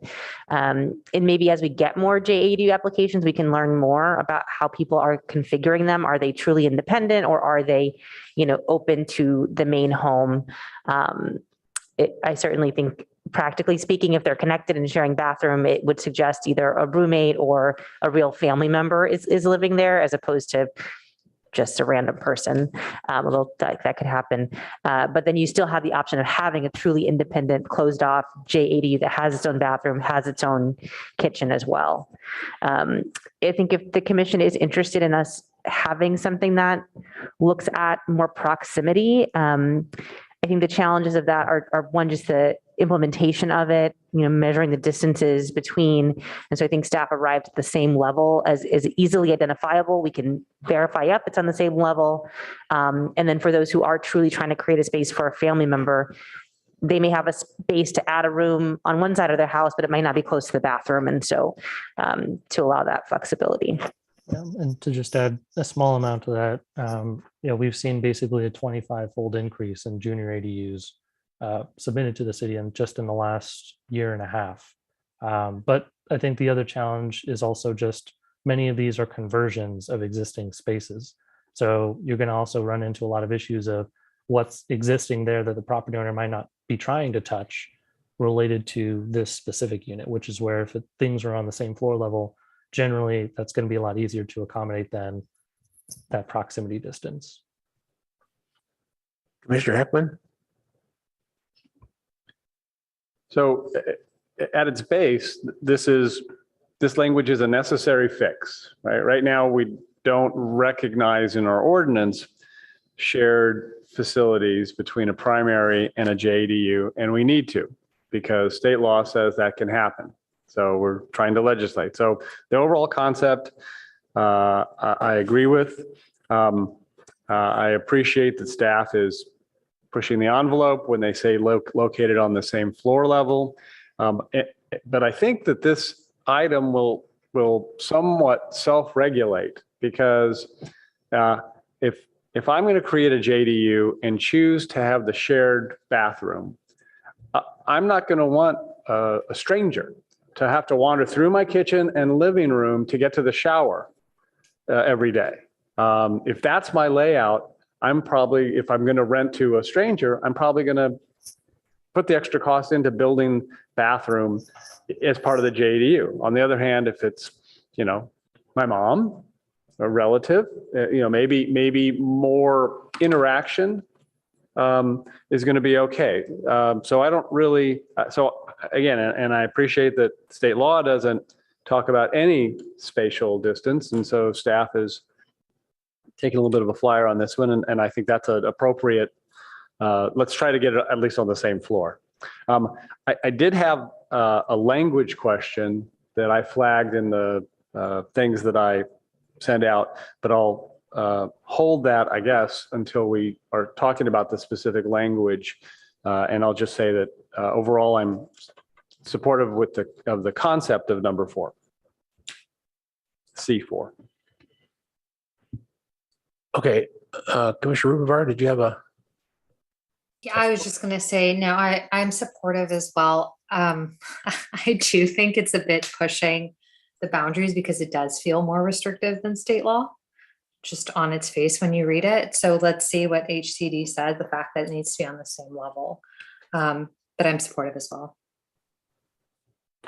Yeah, I'm okay with that approach in terms of, I think we should make an attempt there just for reasonableness, as Garrett said. And, see what we can do. And I don't disagree with Commissioner Heckman that there could be some self-regulation here. A junior ADU that they're going to rent out is going to be a lot different in terms of, who they get. So. Okay. Any other questions on that? Then we're going to go with number 6.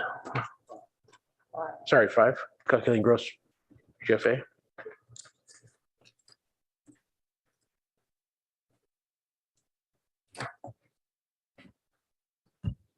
Yeah, this was about math calculations, basically. I thought this was ridiculous. I know. We really have to do this, huh? Yeah, but we don't have to spend a lot of time on it. That's the good thing. It does seem very minute, and I think this is part of why staff are bringing it. We just want to be on the same page and make sure we're all doing math the same way that we were taught, or at least I was taught. And you'll be surprised what folks want to do and how close to the lines they want to get of rules. And so may seem a little overkill to do this, but we don't want to have to go back and forth with the individuals who would insist on towing the line in this manner. Commissioner Chang? So I am supportive of doing whatever it takes to make staff's life easier in this, for number 5. And I would argue that a thousandth of an inch can't really reasonably be measured. So if staff felt like it could be reduced in accuracy a little bit, because that would be more reasonably measured and might make your lives even easier, I would be supportive of that. But I don't know, I defer to staff with respect to where that cutoff should be, but encourage you to make it easier for yourselves. Yeah, the hundredths of an inch is, which is those, 2 decimal point. I apologize. Math is not my forte either, so I completely understand this. But the hundredths decimal point, which is the 2, decimals after the point, basically, that is measurable versus that thousandths point, which is why we're trying to say, represent it as that hundredths point, but make sure to do the calculation to the thousands, because that rounding factor can impact, as maybe ridiculous or as silly as it sounds, whether or not we say something is too big or too small, too big or not, just based on those flat ratios and thresholds that the city has adopted for land uses within, or development standards within the city based on the types of land uses we expect. Commissioner Heckman? Thank you, Chair. I just want to let you know that I am supportive of items C5, 6, 7, and 8 without further comment. 5, 6, 7, and 8. Okay.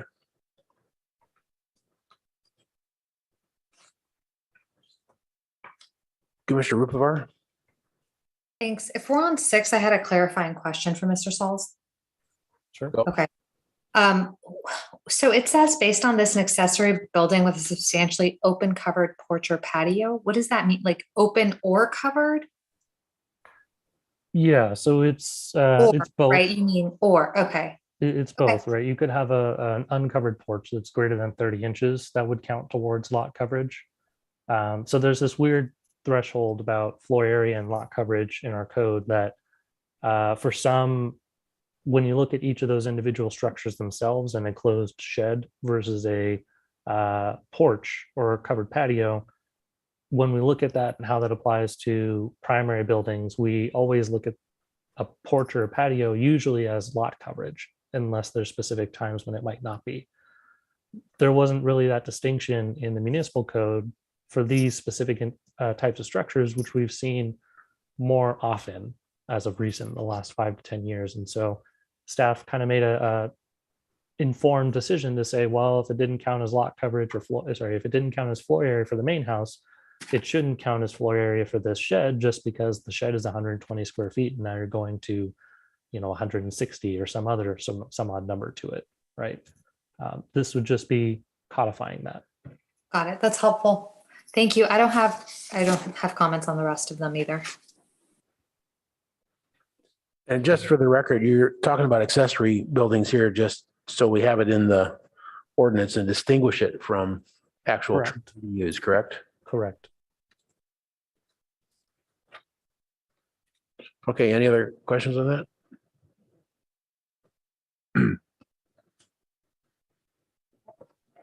Yeah, Commissioner Chang? I'm sorry, I don't want to drag this out, but I'm still confused what problem we're trying to solve with number 6. So, Mr. Sauls, if you could explain what's going on and what you're seeing, and I believe you that we need to add this if you think it needs to be added, but I don't understand what the problem is. Sure. In our municipal code, it specifically says that we exempt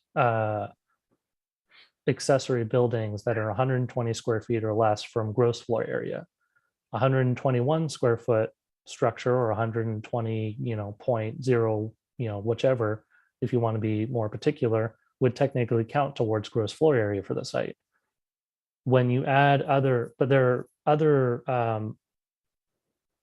components of a building, like I said before, an uncovered patio or even a covered patio, that traditionally are counted as lot coverage. So when you have a 120 square foot shed, it's counted as lot coverage, but it's not counted as floor area. If you add on a uncovered porch or a covered porch, our code would technically say that should count towards gross floor area, which creates this weird anomaly of you have components of a building that would otherwise not count as lot coverage in every other situation. So why is this then discouraged in that manner? Staff made an interpretation a long time ago to say it doesn't make sense to say just because you have a covered porch, now that structure, is floor area if the porch is not enclosed, right? If it was a wholly enclosed square or block, or rectangle, it would make more massing and volume to the structure, or it add more massing and volume to the structure. But separate from that, it doesn't, or we treat it differently with the primary home. So this is just, again, trying to codify that practice that staff has of not counting uncovered porches, or covered porches that aren't substantially enclosed, not triggering that space, that whole structure to count as floor area. Part of what we're seeing too, as people are at home more, or have at least been at home more the last 2 years, I think perhaps, years ago, we would think mainly of garden sheds, probably as the primary type of 120 or less square foot thing that folks are using. But now we're seeing a greater variety, probably, of accessory structures and things like this. And I think also with the allowance of ADUs and kind of how that fits in the mix now, we're just kind of looking at these things and trying to make a code that has some consistency and some kind of reasonable sensibility of how these different types of accessory structures are being measured and relating to each other. And so this seemed like an opportunity to, again, codify something that we're doing and seeing, and that we may be seeing more of as more accessory structures are proposed. Makes sense to me. Thank you for your explanation, Mr. Sauls. As always, very, very helpful. Okay, so if someone likes to they could make a proposal, a motion on, let's see, where are we? E 1 through 8. I had a question on 7. Go ahead. The fixtures. So what situation are we worried about on the fixtures? This is similar to Commissioner Chang's question about the previous one. Yeah, so the issue that we're more so experiencing is we've seen a lot more code enforcement cases where we receive smaller structures that have, kind of a half bathroom put into it. There's a shower and a toilet put in, and then we receive a complaint where accessory building has been illegally converted into an ADU. And if you think of what is easier to put in, a sink or a shower, that is pretty easy of an answer to say that, a sink is easier to kind of plug into the wall than plugging in a shower. Additionally to that, we've also been working on other code enforcement cases where people have been proposing putting in like washer and dryer. So those are maybe some more specific fixtures that are, or appliances that are called out in that potential code change to effectively say, we're really trying to delineate what is allowed within those structures, where previously it was just kind of, just related to plumbing fixtures. All it said was if you can have 2 plumbing fixtures and that's pretty much it. Whereas there's other things where people are putting in gas lines, effectively trying to create the essence of a second unit, but not really going that full length to do so. And that causes, life safety issues just related to how that structure is constructed versus how it's used.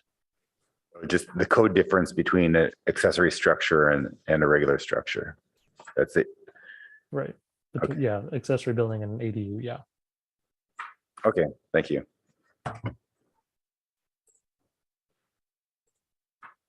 Anyone in a motion mood? Vice Chair Suma? I move to approve staff recommendation on E, packet page, starting on packet page 21, 1 through 8. Well, let me put it better. Starting on packet page 21, going to packet page 27, 1 through 8. Second. Any other comments? Commissioner Heckman? Just a clarification, we've been trying to call these motions as we've gone along conceptual approval because we still haven't dealt with the ordinance. Was that your intention? Yes, we can add the word conceptual. Thank you. Okay, no other comments? Then let's please do a roll call vote. Commissioner Chang, Yes. Commissioner Heckman, Yes. Chair Lowing, Yes. Commissioner Rectal, Yes. Commissioner Rupavar, Yes. Vice Chair Suma. Yes. The motion carries 6-0 with 1 commissioner absent. Thank you, Ben. Okay, so that brings us back to, in this first phase, the municipal incentives for, it's called D, incentives for affordable ADUs, packet page 19. And there are really 2 angles to this, and I'm raising this for Garrett to chime in. One is the specifics about doing anything for affordable ADUs differently, making ADUs more affordable. And secondly is, are there some of the things here that we should just do for ADUs? Is that correct? That's sort of 2 subject lines and. Correct. Mr. Chair? Yeah. Could I ask a question before we wade too deep into this? Yeah. So I'm noticing it's 10 to 10. That's where I was going. Yeah. But what I was going to suggest is, what I was going to suggest is we have some ordinance language issues that I think will be pretty quick. And so one possibility that I think we could accomplish tonight without seeing too much later is to talk about the ordinance changes, except for this D affordable ADU program segregate that. And so then we have the staff report affordable, which you were just starting to raise, and the ordinance language, which dovetails with it. And that is its own little package, just as a concept. Again, I don't think that, I don't know what other commissioners have to say on the particular language of the ordinance, but I don't have a lot to say.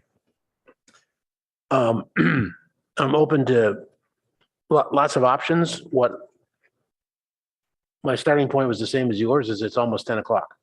And I'm a little pessimistic that we're going to get through all of this, including the ADU language and the ordinance. So the two options, I think, are to go through the ADU stuff on section D. It's all ADU stuff, excuse me. The ADU portion here on section D. And then we've kind of finished all the conceptual stuff. And then see if we will have any time to jump to the ordinance.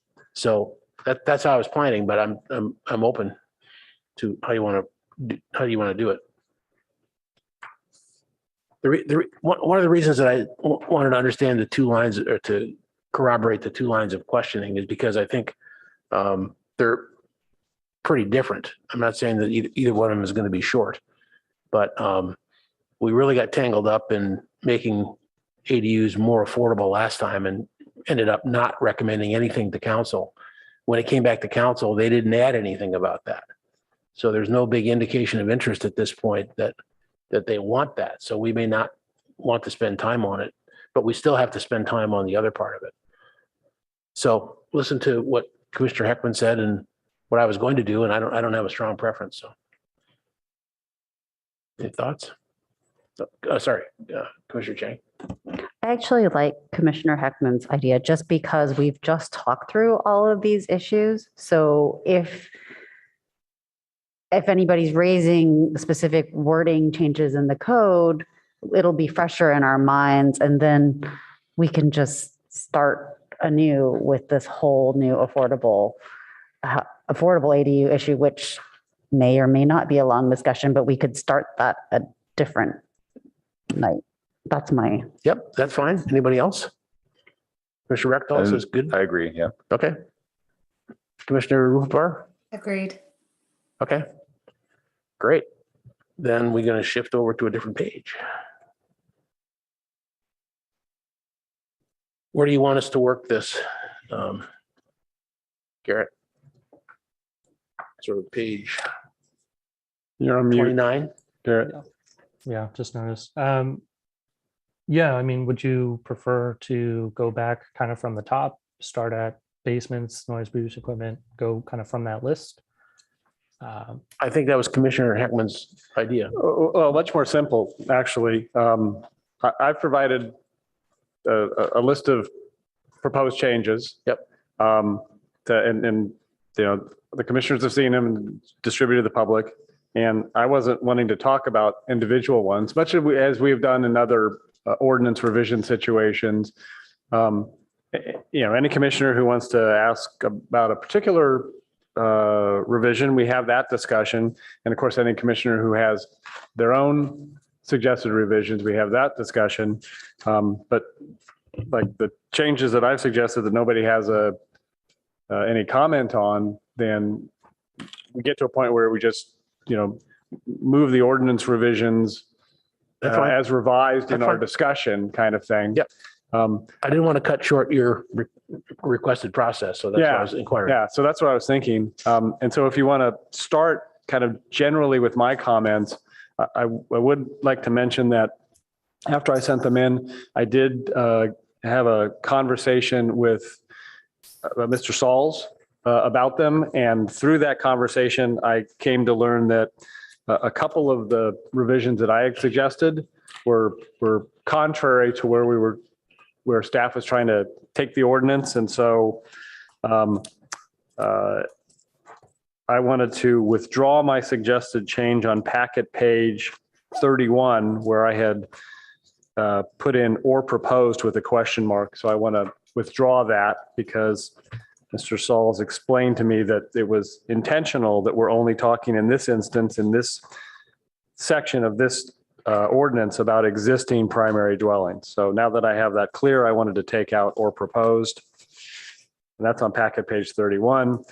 And then similarly, at the top of packet page 34, little 2, I had suggested adding attached. I had a question about adding attached just before ADU, JDU. And after talking to Mr. Sauls, I realized that would defeat the purpose of the provision. And so I want to withdraw that comment. I do want to mention on that same page, item 4 is one of the items we discussed tonight, really the corner lots. I think this is it. Item 4 on packet page 34 is the corner lots where Assistant Director Tanner, when we were talking about that, and Assistant Director Tanner said that staff could consider some additional safeguards.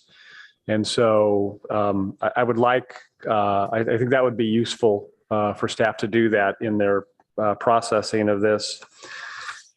And the other one I wanted to discuss is on packet page 36.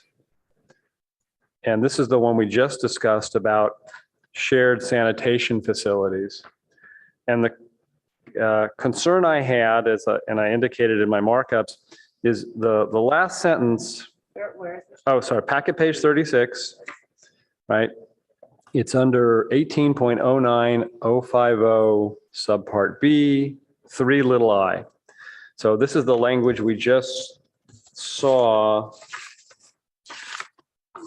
Where was it? Sorry. It's quoted on packet page 24 also, right, in the middle of the staff report. So the concern I had was that, okay, we're constrained by state law to let people share if that's what the owner wants to do. My concern was at the last sentence that what if it's my house and what I want to do is I want to build a shower in the JADU so that they have a private bathing facility. And I want to share, I've got a half bath, just inside the main house. So we'll share that half bath, but I want them to have their own shower because I don't want them to come into the house to shower. So this last sentence doesn't allow that because it says the sanitation facilities which are shared shall include a shower, toilet, and sink fixture at a minimum.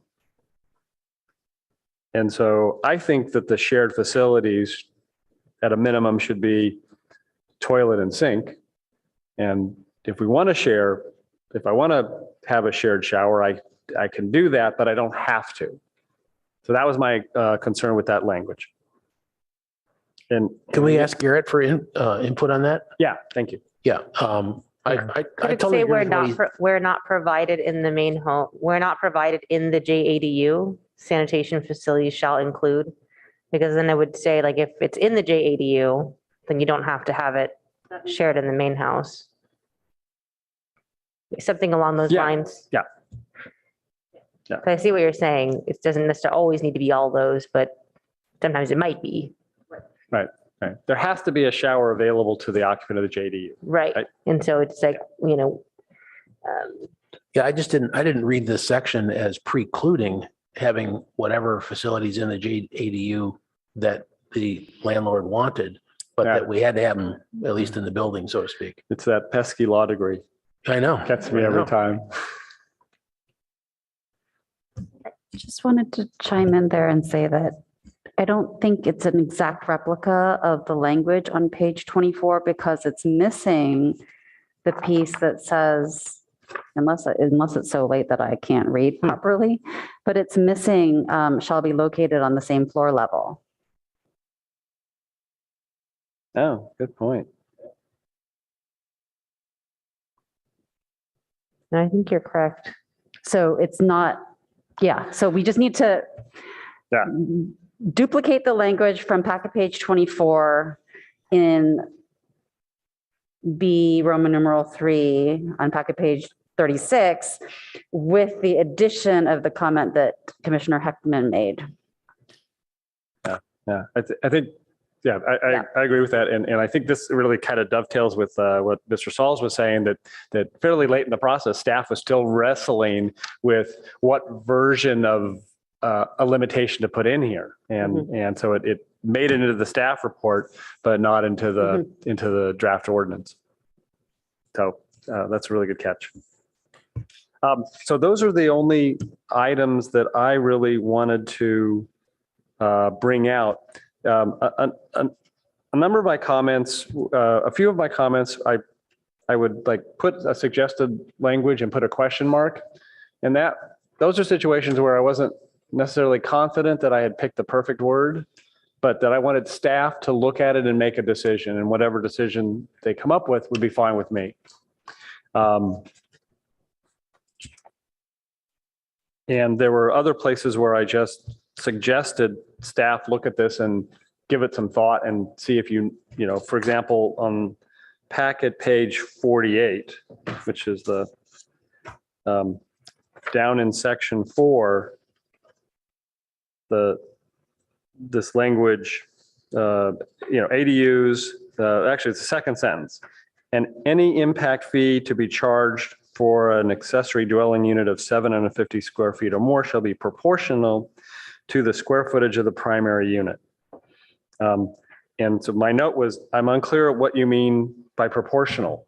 I'm not positive that how to do the math. And so I had suggested, would an example help, and are JADUs excluded? So those are, again, just flags for staff, and however they wanted to handle it, I was open to, trusting that they'd either think it's fine the way it is or fix it the way they thought was appropriate. So those are my comments on my comments. Yeah, I noticed that those were some suggestions. In a couple of places you put in dead for trees as opposed to, there's actually a word there that's a well-known word that I can't remember at the moment that says that. What is it? They had if the tree should fail. Fail. That's what the arborists use all the time. So that's what it is. So that's up to you guys to figure out. Okay, should we, Commissioner Chan, you want to take a turn? Yeah, so I just wanted to flag that there are 2 parking lot issues. And they are basements and the noise producing equipment. And so we should, I don't know that we want to address them right now tonight. So either, because they're in the parking lot, we can either address them next week when we do the affordable ADU, but we should carve them out of the motion for the rest of the ordinance. Yeah, we sort of did already, so they're still sitting there. That's right. Okay. My plan for the next hearing was to come back with some refined language based on the conversation that happened tonight. So hopefully that might address some of the issues or the concerns that the PTC was raising for the specific things, just so that it's not stagnant between tonight and tomorrow, the next time we meet. Yeah, there'll be some comparison. Other commissioners want to comment on the ordinance? I have a few comments, but somebody else can go. I had a question. Go ahead. Okay, if you packet page 36, 18.09.050A, and it says the JDU shall be new construction attached to a proposed primary dwelling unit. And I'm wondering,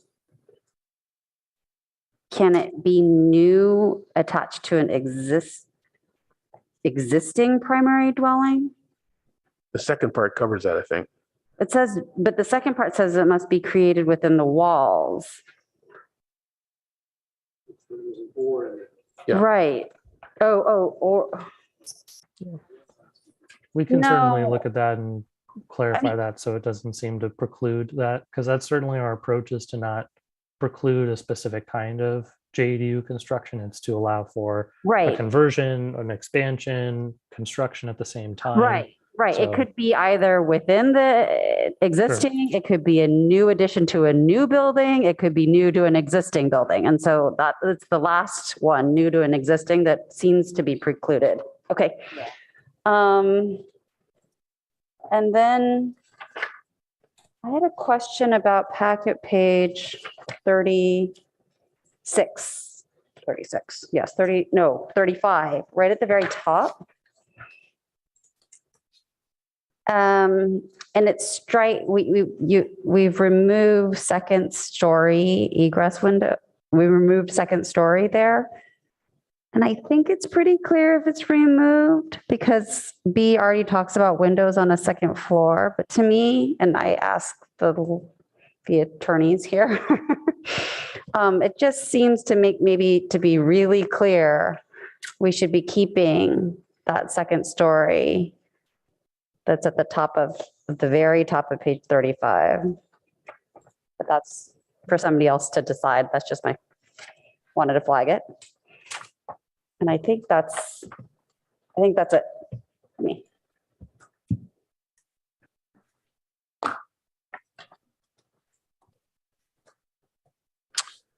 I'll just give a couple comments, and I'm definitely freelancing here, not having one of those pesky JD degrees.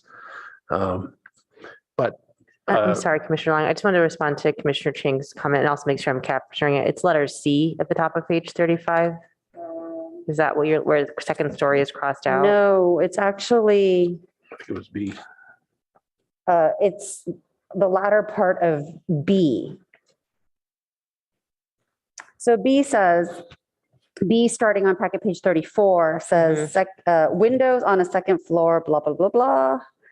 And then we strike second story egress windows. And I think to be just super clear, it might be a good idea to keep second story there. Yeah, it looks like perhaps there was some movement from second story to second floor, although that's not consistent throughout this section. So we can take a look at. So then maybe second floor windows. But to your point, just emphasizing it where the Yes. location is, and perhaps we can also make sure we're consistent with Yes. whether it's second story or second floor. Yeah, thank you. Great, thank you. Sorry about that, Commissioner Long. I think if you put a semicolon there, it solves the problem, right? Because it connects that second sentence to the first sentence, which says second floor loft or equivalent space. Okay, this is up to lawyers to write, but I was kind of surprised that right up front, we didn't have definitions of ADU and JADU and accessory buildings, which to me would just have clarified some of the stuff. And if that's not where it's supposed to go, then that's not where it's supposed to go, but that would have been helpful. Just a phrase, there was no change here, but just a phrase that I wanted to understand on 30, right at the beginning, under government code section, that provides that certain units shall be approved notwithstanding state or local regulations that may otherwise apply. I just didn't understand that to know what was being left in or left out of that sentence. It discusses 1809-030 units exempt from generally applicable local regulations. And I know there's specifics there, but I was trying to get the big picture of what that really means. So in simplest terms, it means that if you propose an ADU that falls within this section, it must be approved. And there's no other questions asked than, does it meet the requirements of this table 1? Okay.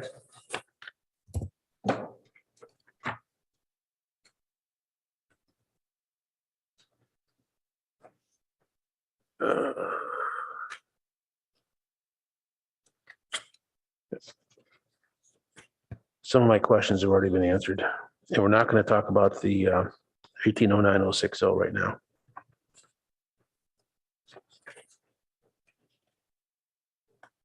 I just would reference that phrase that I referenced from memory earlier on page 10, where you talk about this is complete independent living facilities. That doesn't feel like that to me in the JADUs at the top under item 4, section 4, item 4.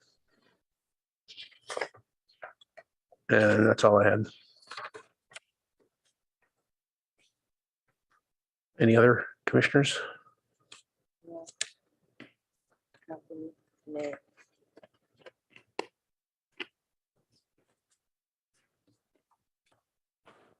Commissioner Heckman? I'd be willing to try a motion on this, but before I do, if Commissioner Chang or somebody help me identify the portions of the ordinance that are, we're keeping it in the parking lot for now. So I know that it's 18.09.060, which shows up on packet page 37. Okay, I found the other one. Okay, So the other one is on packet page 33. 18.09040 B. Oh, no. Sorry, it's so good. I.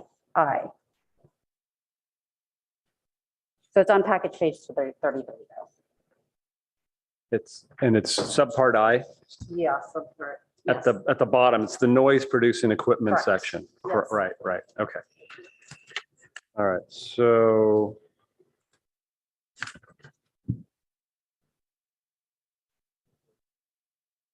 sorry, Mr. Sauls, that subpart I, it's part of 1809.040. It's a multi-page section of the ordinance. I had double I. The noise producing part? Is that what you're looking at? Let's see. Noise. It's part of section 2, starts on page 29, and it's part of, looks like 030. No, 040, right? It's 040 under table 2. Okay. Yes, it's Got on it. the bottom of page 33, packet page 33. Yeah, I know, but it's not consistent in the text. That's what I mean. Okay, so let me. When we looked try- at it for our conceptual discussion, it was under double I. That's what's confusing to me. So it's different when it comes. Yeah, there were a couple of places in the staff report where, again, this was kind of a moving target for them Yeah. with the ordinance. And there were a couple of places I noticed where in the staff report, the subsection didn't match the version of the ordinance we saw, but we were able to find it. And this is one. I think this was what was it referred to as K, but it's actually, No. there's another one that's that way.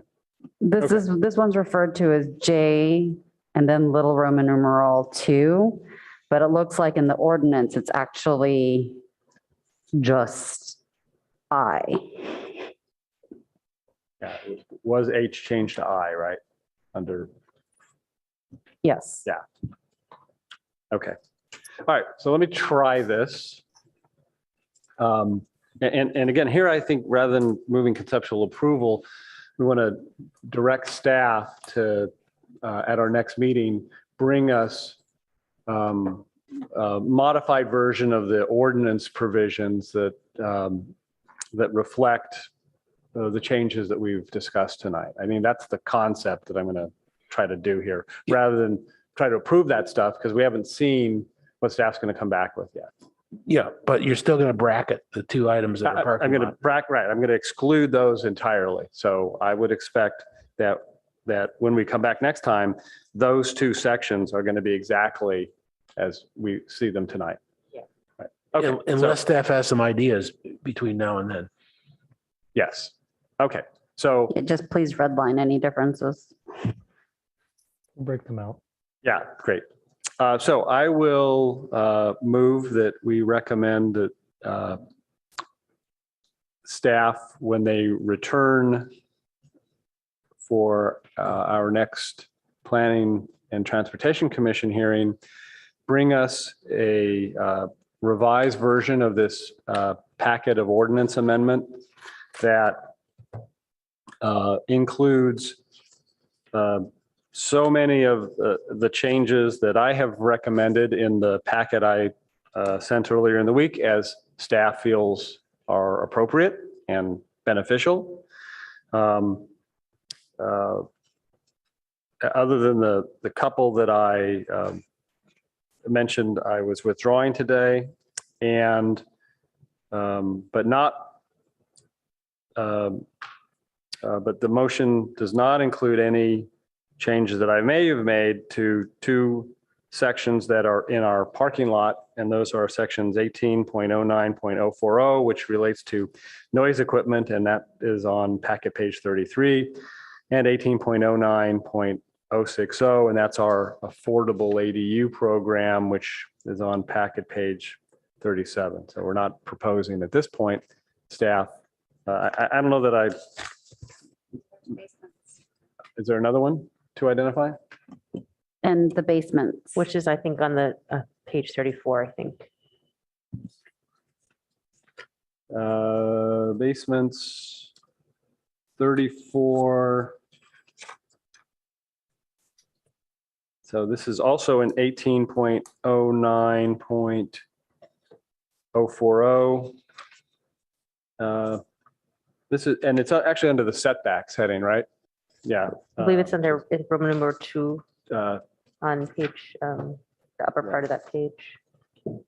Okay, basements appearing on packet page 34. So we're not expecting to see staff make revisions to that right now either. All right, so those are three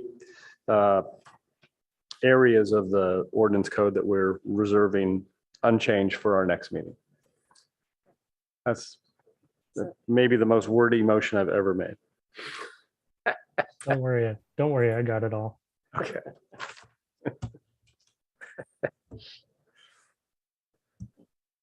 Second? Okay, there's a second. Any, Very succinct. I was going to say something, but we're on camera, Bart. I'll talk to you later.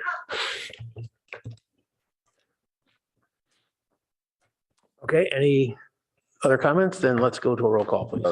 I did happen to notice one thing here on packet page 38. They give an example of rounding, and the rounding isn't, it says the 1, 2, 3, this is middle of packet page 38. For example, 1, 2, 3 dot period 4, 5, 6 shall be rounded to 1, 2, 3.50, and I think it should be 1, 2, 3.46 if you round it. I think that's what the intent of it, isn't it? Yeah. You rounded to the 10th as opposed to 100th. Anyway, that's not substantial, but that's a typo, I think. Okay, let's go with the roll call vote, please. Commissioner Chang, Yes. Commissioner Heckman, Yes. Chair Lowing, Yes. Commissioner Rectal, Yes. Commissioner Rufevar, Yes. Vice Chair Suma. Yes. The motion carries 6-0 with one commissioner absent. Excellent. Okay, so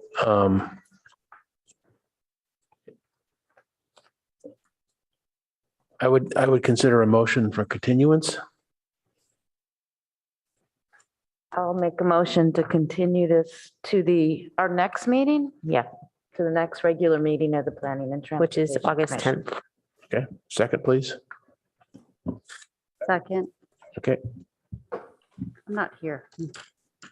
okay, let's have a roll call vote on that, please. Commissioner Chang, Yes. Commissioner Heckman, Yes. Chair Lowing, Yes. Commissioner Rectal, Yes. Commissioner Rufevar, Yes. Vice Chair Suma. Yes. Motion carries 6-0 with one commissioner absent. Very good. Okay, there are no minutes attached to approve. So, and we have the schedule going forward, which obviously includes what we just continued, and then a couple of things coming up that are in your packet, so we don't have to go over those. And you heard me mention that we want transportation to come back to us with the sort of quote dangerous intersections, and they've agreed to work on that. Anything else on agendas or things? No, I think as I mentioned, we'll make sure we keep the liaisons abreast of what's coming up at the city council. They'll be resuming August 1st. We will have a map. We should have a map of the schedule remains the same. It will be there. and we'll keep you posted on any other items that are coming up to council in August, but they should be busy when they get back.